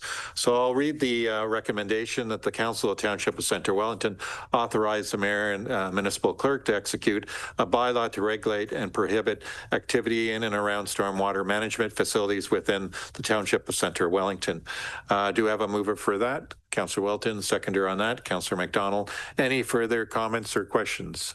Seeing none, all those in favor? That's so moved. We'll move down to item 11.5, downtown Elora traffic study. And who is speaking? Oh, there's Ryan. Yes. And if I could just before Ryan steps to the podium, I just wanted to introduce our new manager of engineering and public works, Trevor Brown. I don't know, Trevor, if you can wave and stand up maybe. Welcome, Trevor. Yeah. So this is Trevor's first day at the township. And so we thought it'd be great. We have a council meeting this evening, come and introduce. So maybe at the end of the meeting, we can say hi to Trevor. Trevor is a professional engineer. He has 24 years experience, both consulting and in the public sector with municipalities at the region of Waterloo for about last 14 years. 16, okay. And then most recently at Peel region. So really excited to have Trevor on board as part of our team. And I'm sure you'll be getting to know Trevor over the coming weeks and months. And as he kind of gets up to speed with all the things that we have in terms of our capital program and public works operations. So just want to introduce Trevor to you this evening. So thanks. And then with that, I'll hand it back over to Ryan. So welcome, Ryan. Welcome, Ryan. Much. Good evening, Mayor and Council. The report before you is a request for funds to match a $50,000 commitment from the County of Wellington to complete a township-led traffic study of downtown Elora. This study will investigate current traffic conditions, identify congestion points, and provide recommendations for strategies to increase pedestrian and vehicular traffic flows within the downtown core. The successful proponent will complete and review existing data, analyze existing conditions, identify and evaluate possible strategies, and provide a preferred implementation strategy. The final report will outline objectives and timelines of measures to be implemented. The request for proposal is currently being created, and following this report will be circulated to county staff for review prior to posting. And I'm happy to answer any questions at this time. Thank you, Ryan. Comments, questions? Councillor Wilton. Thank you, Mayor Waters, and thank you, Ryan. I guess just want to step back a couple steps and just curious where the study came from. We just went through a pretty extensive process on the budget and the business plan, and it was not included in that. So I'm just kind of curious how this came about and also the necessity of it. So thank you. I can start, and then maybe staff could jump in.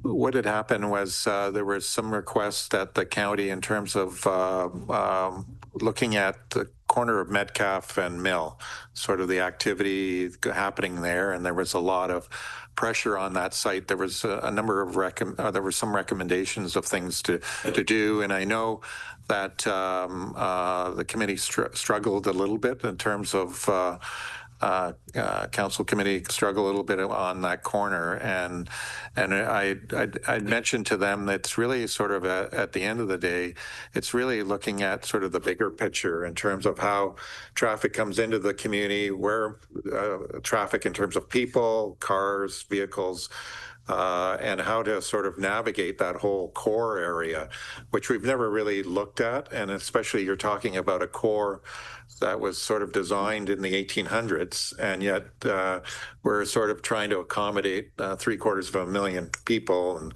truck traffic and everything.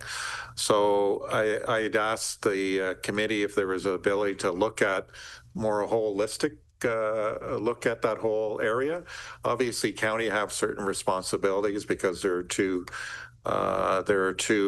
county roads there, but also there's ourselves who, there's all the, sort of the rest of the community in and around there, and thought there was maybe, and I just suggested that we needed to look at this.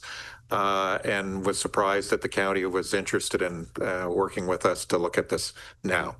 So there was an opportunity, because normally a lot of times you don't have not that we don't have these kind of working relationships with the county that way, but on this particular thing, as we know, there's a lot of congestion down in the core of Laura. So we thought this is a real opportunity to sort of really get a handle on this.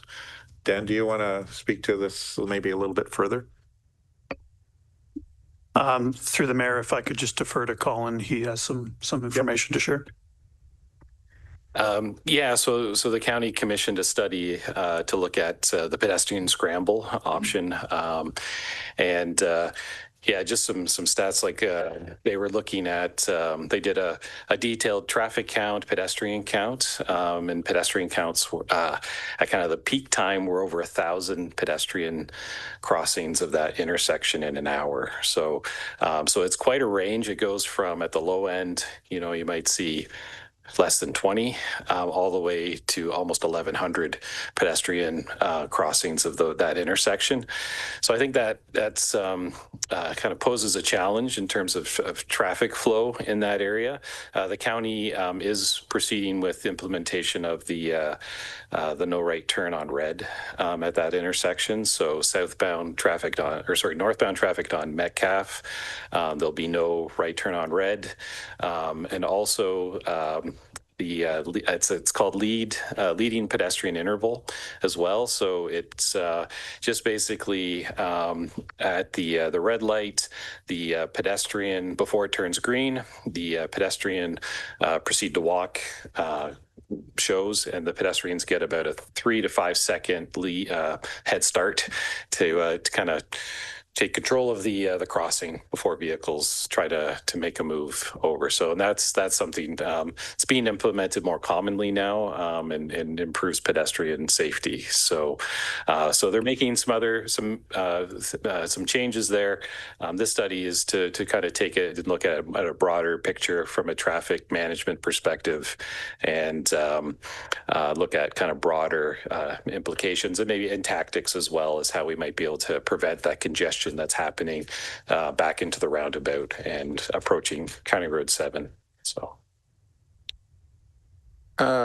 yes. So any other staff jump into the fray, like literally the fray here? Okay, Councillor McDonald. Through Mayor Waters, this is a welcome sight on the agenda, and I really want to thank, I was collaborating with Councillor Lloyd from County and Mayor Waters, because I did receive some complaints from residents that saw near misses with pedestrians, and they do live in the downtown, and I know it's been a topic at the BIA as well, and so I'm happy to see this collaboration. Yes, it is county roads, but it's also a Center Wellington road, being West Mill. So this is great, and thank you for letting us know. Thanks. Any further comment, Councillor Jefferson? Sorry, thank you, Mayor Waters. So then, according to Councillor Ballantyne's report, she was saying that they're committed to improve road safety now and utilizing the dollars from the speed cameras to do that. So that this doesn't fall underneath that. And then second part of that question is, okay, now that we've done the study, what is the financial implications for the township afterwards? Thank you. I'll leave that to staff, but there's usually a process there. But go ahead, Colin. Yeah. So I think it's to be determined. I think there's, we'll do a bit of a safety audit with that intersection, and the cost implications will be dependent on the solutions recommended. So obviously, we'll be reporting back to council with recommendations and cost implications of implementing those recommendations. So council's involved in the decisions moving forward. Any further comments, questions? Councillor Wilton. Yeah, I'm just curious. So if the county just did the study in the fall of 2025, was it not? And so those safety measures, that the no right turn on red and the lead time for pedestrians, they'll just be implemented this spring, I assume, probably, or at some point this year. So I'm just curious why, if taxpayers have already spent money on a study in the fall, we haven't even given that a chance to get implemented to see if it's going to work. But we're committing to spend another $100,000 of taxpayer monies on the same intersection.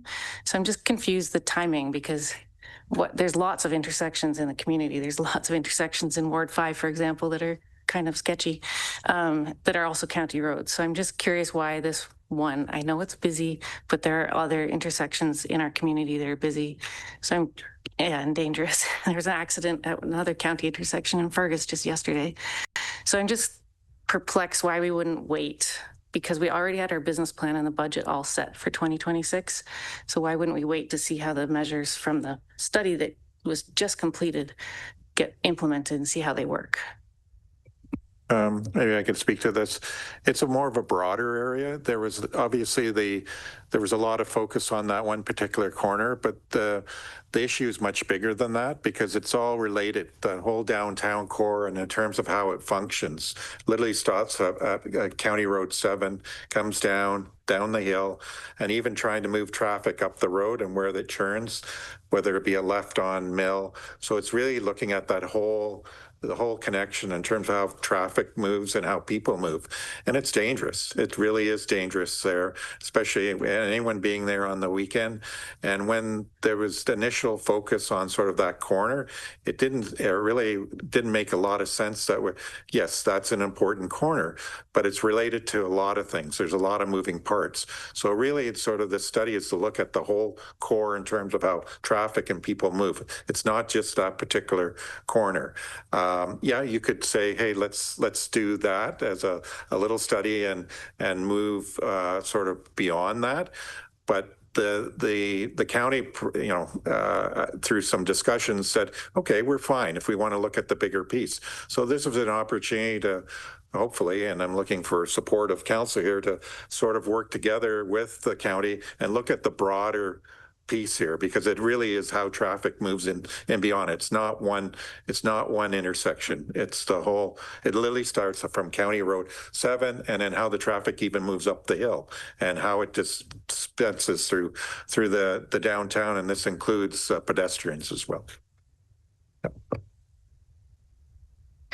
So I guess I'm still looking for clarification on the scope, because you keep saying County Road 7 and through that intersection, that's still all county roads. So I'm just curious though, because this report was quite short, doesn't really give the scope. Like, is it going out through to places like Smith Street, to Princess Street? Like, how broad is this, looking at this, and and what will be included, I guess, in the project scope? So the RFP is being worked on now, because it just feels like a lot of money when we just finished the budget a few weeks ago.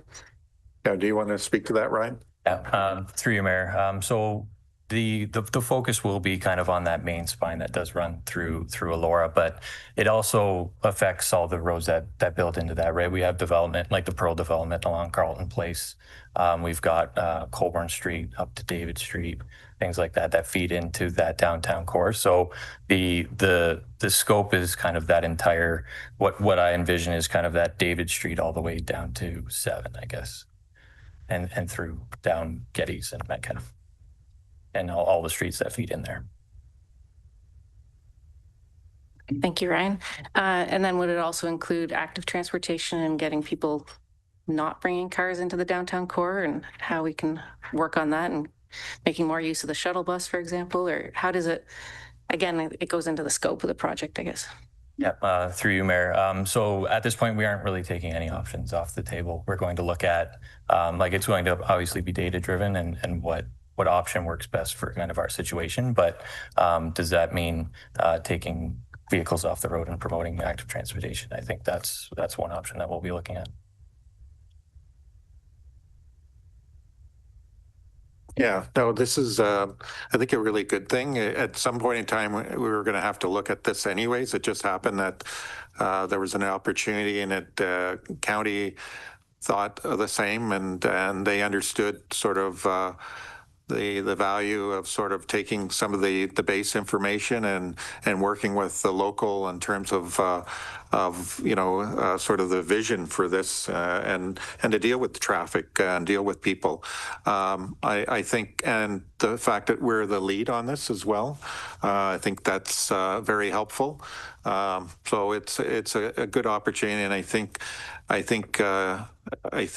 if we sort of turned it down, I don't know sure how readily this would come back in terms of working collegially on this. So I think it's a real opportunity for our community that way to figure out a lot of things.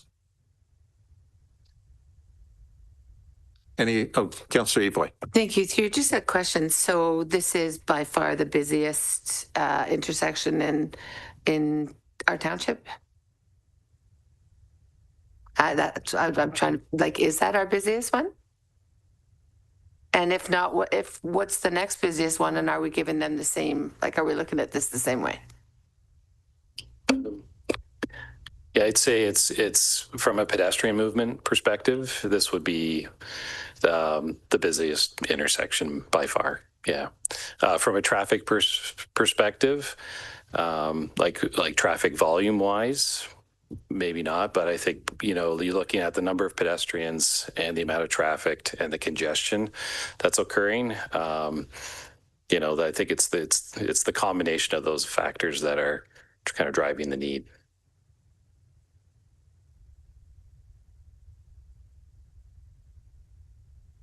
Comment, question? Yes, Councillor Wilton.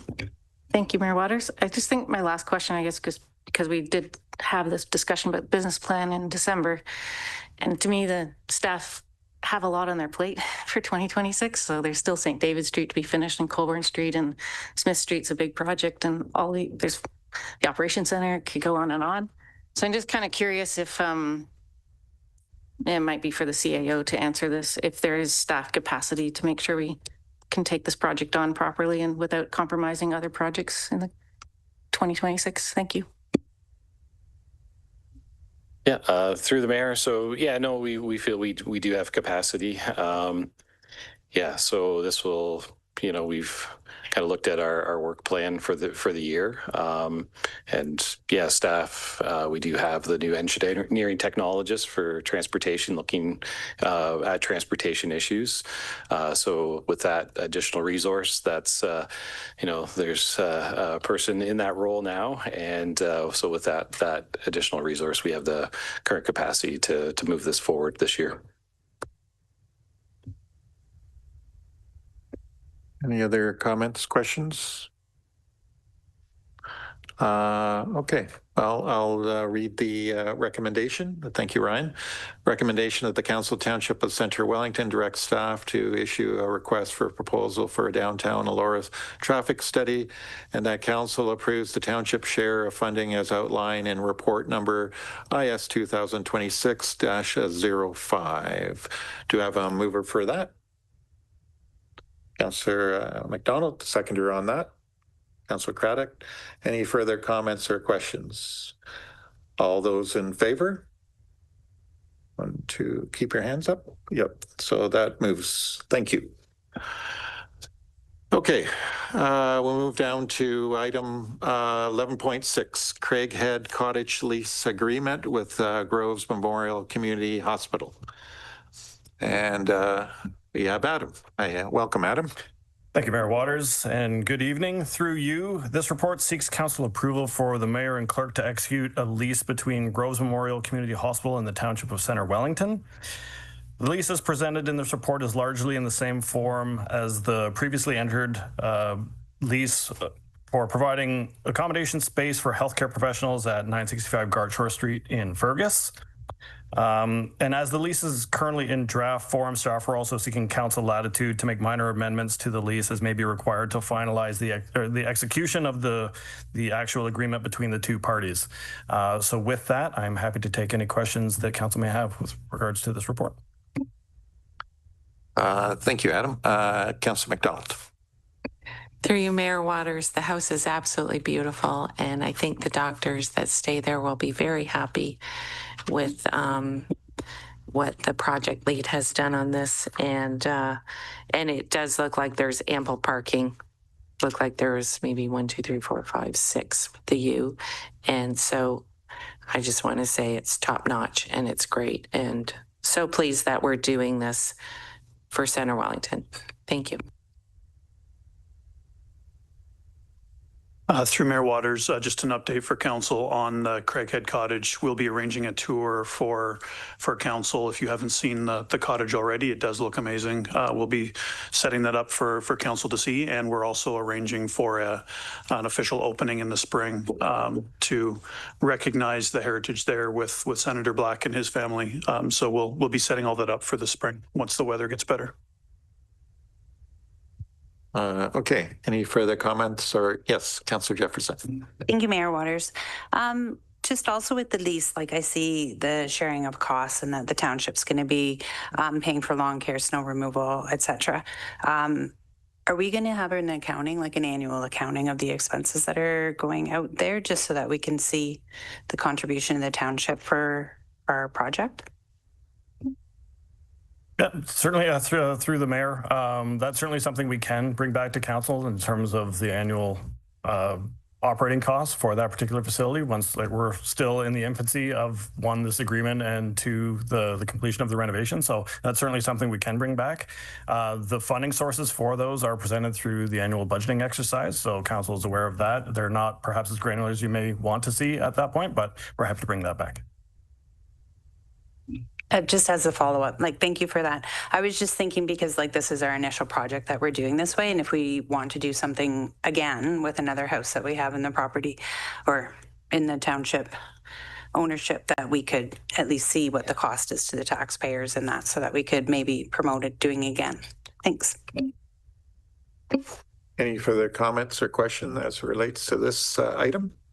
Okay, thank you, Adam. I'll read the recommendation that the Council of Township of Centre Wellington authorize mayor and clerk to sign a lease agreement between Groves Memorial Community Hospital, GMCH, and the Township of Centre Wellington for the use of 495 Union Street, West Fergus, for the purpose of healthcare professional recruitment accommodation, and that the council authorize township staff to make minor amendments to the lease agreement should they be requested by GMCH and found to be acceptable by the township staff. Do you have a mover for that? Councillor Craddock, seconder on that. Councillor Jefferson.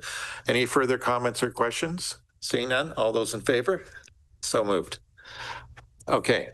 So item 11.7, 2026 fees and charges bylaw amendment.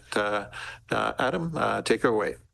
Yes, thank you, Mayor Waters. And again, through you, this report seeks council endorsement to introduce a few amendments to the township's fees and charges bylaw. In particular, an update to the fire services schedule, which is Schedule B, to include the 2026 Ministry of Transportation Ontario rate. The second would be to include a new subschedule, Schedule F.1, to the corporate services section to include administrative monetary penalty system charges to support implementation of the AMP system and the new parking bylaw. And the third, to update the infrastructure services schedule, Schedule G, to update the low pressure sewer grinder pump deposit charge to better capture market realities as it pertains to pricing around that front. So specific charges are highlighted in the schedules attached to the report. And with that, I'm happy to take any questions the council may have. Thank you, Adam. Comments, questions for Adam as it relates to these fees? Yes, Councillor Adam. Thank you, through you.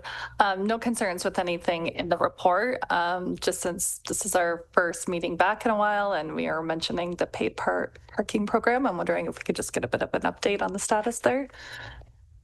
Yeah, certainly through the mayor. We have got the kiosks installed. However, we did encounter some issues in terms of the commissioning of those kiosks. And with winter now upon us, getting some of that underground infrastructure in place has proven to be a little on the challenging side. So that is kind of the stall in terms of the process. We wanted to go full scope with the ability to have both smartphone technology or mobile technology along with the kiosk so that we weren't leaving anyone aside. And with that, we continued to roll out the exemption process. And with the meeting we had in December with the exemptions increasing from 2 to 4, which are now in place, staff continue to roll that out. So really waiting for some more favorable weather to continue that process and have all the infrastructure in place necessary to facilitate that, so it's not a false start right from the get-go. Can I quote you that? Dan says probably spring. Okay, thank you, Dan. Okay, thank you for that update. Okay, so I'll read the if there's no other further comments or questions, I'll read the recommendation that the Council of Township of Centre Wellington pass an amendment to the 2026 fees and charges bylaw to enact specific changes since its initial passing. Do I have a mover for that? Councillor Wilton, seconder on that. Councillor Evoy. Any further comments or questions? Seeing none, all those in favor? That's so moved. Okay. And we'll move down to item 11.8, Infrastructure Ontario Debenture Bylaw. Thank you, Mayor Waters. And again, through you, this report seeks council endorsement for the mayor and clerk to sign a debenture bylaw outlining the terms from the Ontario Infrastructure and Lands Corporation for the borrowing of funds for 2 land acquisitions, those being the lands adjacent to the Centre Wellington Community Sportsplex and the Middlebrook Well site, totaling $5,875,000. It also seeks council authorization for the mayor, clerk, and treasurer to execute the requisite documents to facilitate the debenture closing on February 17th, 2026. This bylaw and execution of the requisite documents finalize the processes necessary to gain access to the funds previously discussed at council relative to these acquisitions. And the terms of this first debenture are slightly less favorable than budgeted, with the effective interest rate being 4.48% versus the 4.3% that was budgeted in October of 2025. And that's largely due to market volatility that we're seeing in that space right now.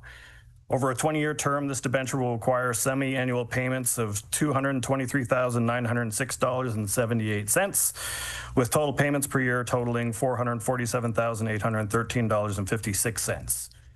These debt payments will be funded from a combination of contributions from the Cash in Lieu of Parkland Reserve Fund, taxation, and water development charge proceeds. In addition to this debenture, finance staff continue to work with the Ontario Infrastructure and Lands Corporation relative to other borrowing instruments associated with the Operations Centre and the township's long-term water supply projects. And we will be reporting back in the future to solidify the debentures surrounding those projects as well. And with that, I'm happy to take any questions the council may have. Thank you, Adam. Comments, questions for Adam as it relates to this item? Councillor Evoy. Thank you, through sure. I'm actually genuinely looking for clarification because I don't understand something. it says, I'm trying to find, these financing agreements will allow the township to access cash through construction advances relative to these projects. I'm not sure that I fully understand that, and I'm hoping that you can just explain it a bit to me. Thanks, Adam. Yeah, certainly. And thank you for the question, Councillor Evoy. Really, the debt that we were looking to service was broken into three components, this being the debenture for the land acquisition costs for the two sites that I have specified. There is a singular construction loan that is facilitated through Infrastructure Ontario, and that would be relative to the operations center. The third is the loan for the long-term water supply lending requirements, which is facilitated through what is referred to as a HUE loan, which is a Housing Enabling Water and Infrastructure loan, which has a slightly more preferential rate. And because of the nature of the debenturing that we're contemplating, the land acquisition costs, the funds have already been spent and the acquisitions have already taken place. Hence, we can go straight to debenture on those two.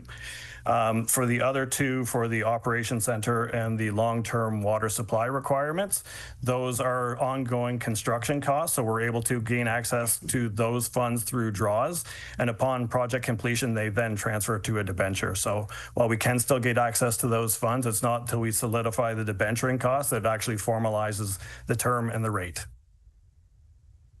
My pleasure.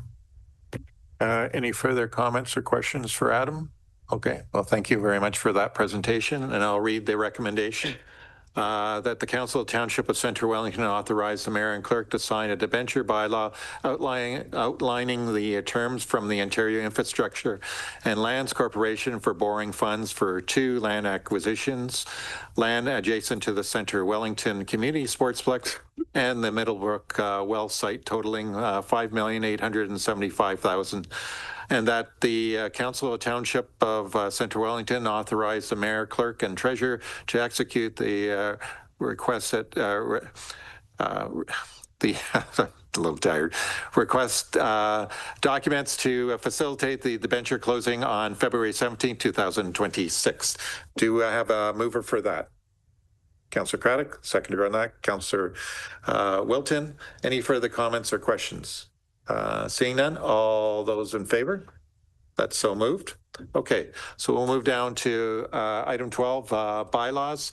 12.1, 2026-001, a debenture bylaw outlining the terms from the Ontario Infrastructure and Land Corporation for borrowing funds for two land acquisition land adjacent to the Centre Wellington Community Sportsplex and Middlebrook well site, totaling $5,875,000. Next, a bylaw 2026-002, a bylaw to appoint Karen Landry as a municipal deputy clerk.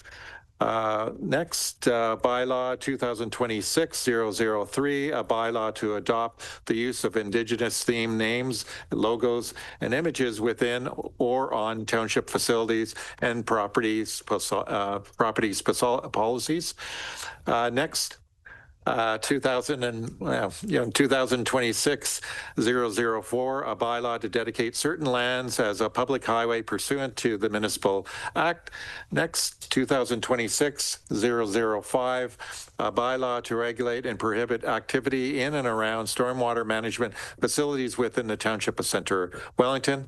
Next, 2026-006, a bylaw to authorize a lease agreement between Groves Memorial Community Hospital GMCH and the Township of Centre Wellington, 495 Union Street, West Fergus.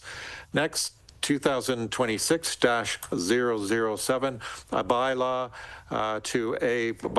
to amend the Township of Centre Wellington zoning bylaw 2000-009-045 as amended to change the zoning of certain lands from R1A to R1A 71.3 and R2 71.4, 73 and 79 Side Road 19 Fergus. unanimous.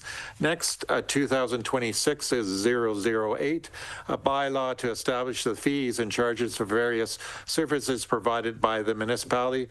Recommendations that bylaw 2026-001 through 2026-008 be read a first, second, and third time and passed, signed by the mayor and clerk, and corporate seal affixed. Do I have a mover for that? Councillor Adams, seconder on that. Councillor Wilton, any further comments or questions on that? Seeing none, all those in favor? That's so moved. Thank you. Notice of motions? No. Motions where notice have been given. Confirmatory bylaw, a bylaw to confirm the actions of council. Recommendation that bylaw 2026-009 to confirm the proceedings of council at its meeting held January 26, 2025 be introduced a first, second, and third time and passed in open council. Do I have a mover for that? Councillor Evoy. Seconder on that, Councillor McDonald. Any further comments or questions? Seeing none, all those in favor? So moved. And this takes us to item number 16. Okay, do I have a mover for adjournment? Councillor Wilton, seconder on that. Councillor Jefferson. Any further comments or questions as it relates to adjournment? Seeing none, all those in favor? Have a good night. And that was moved.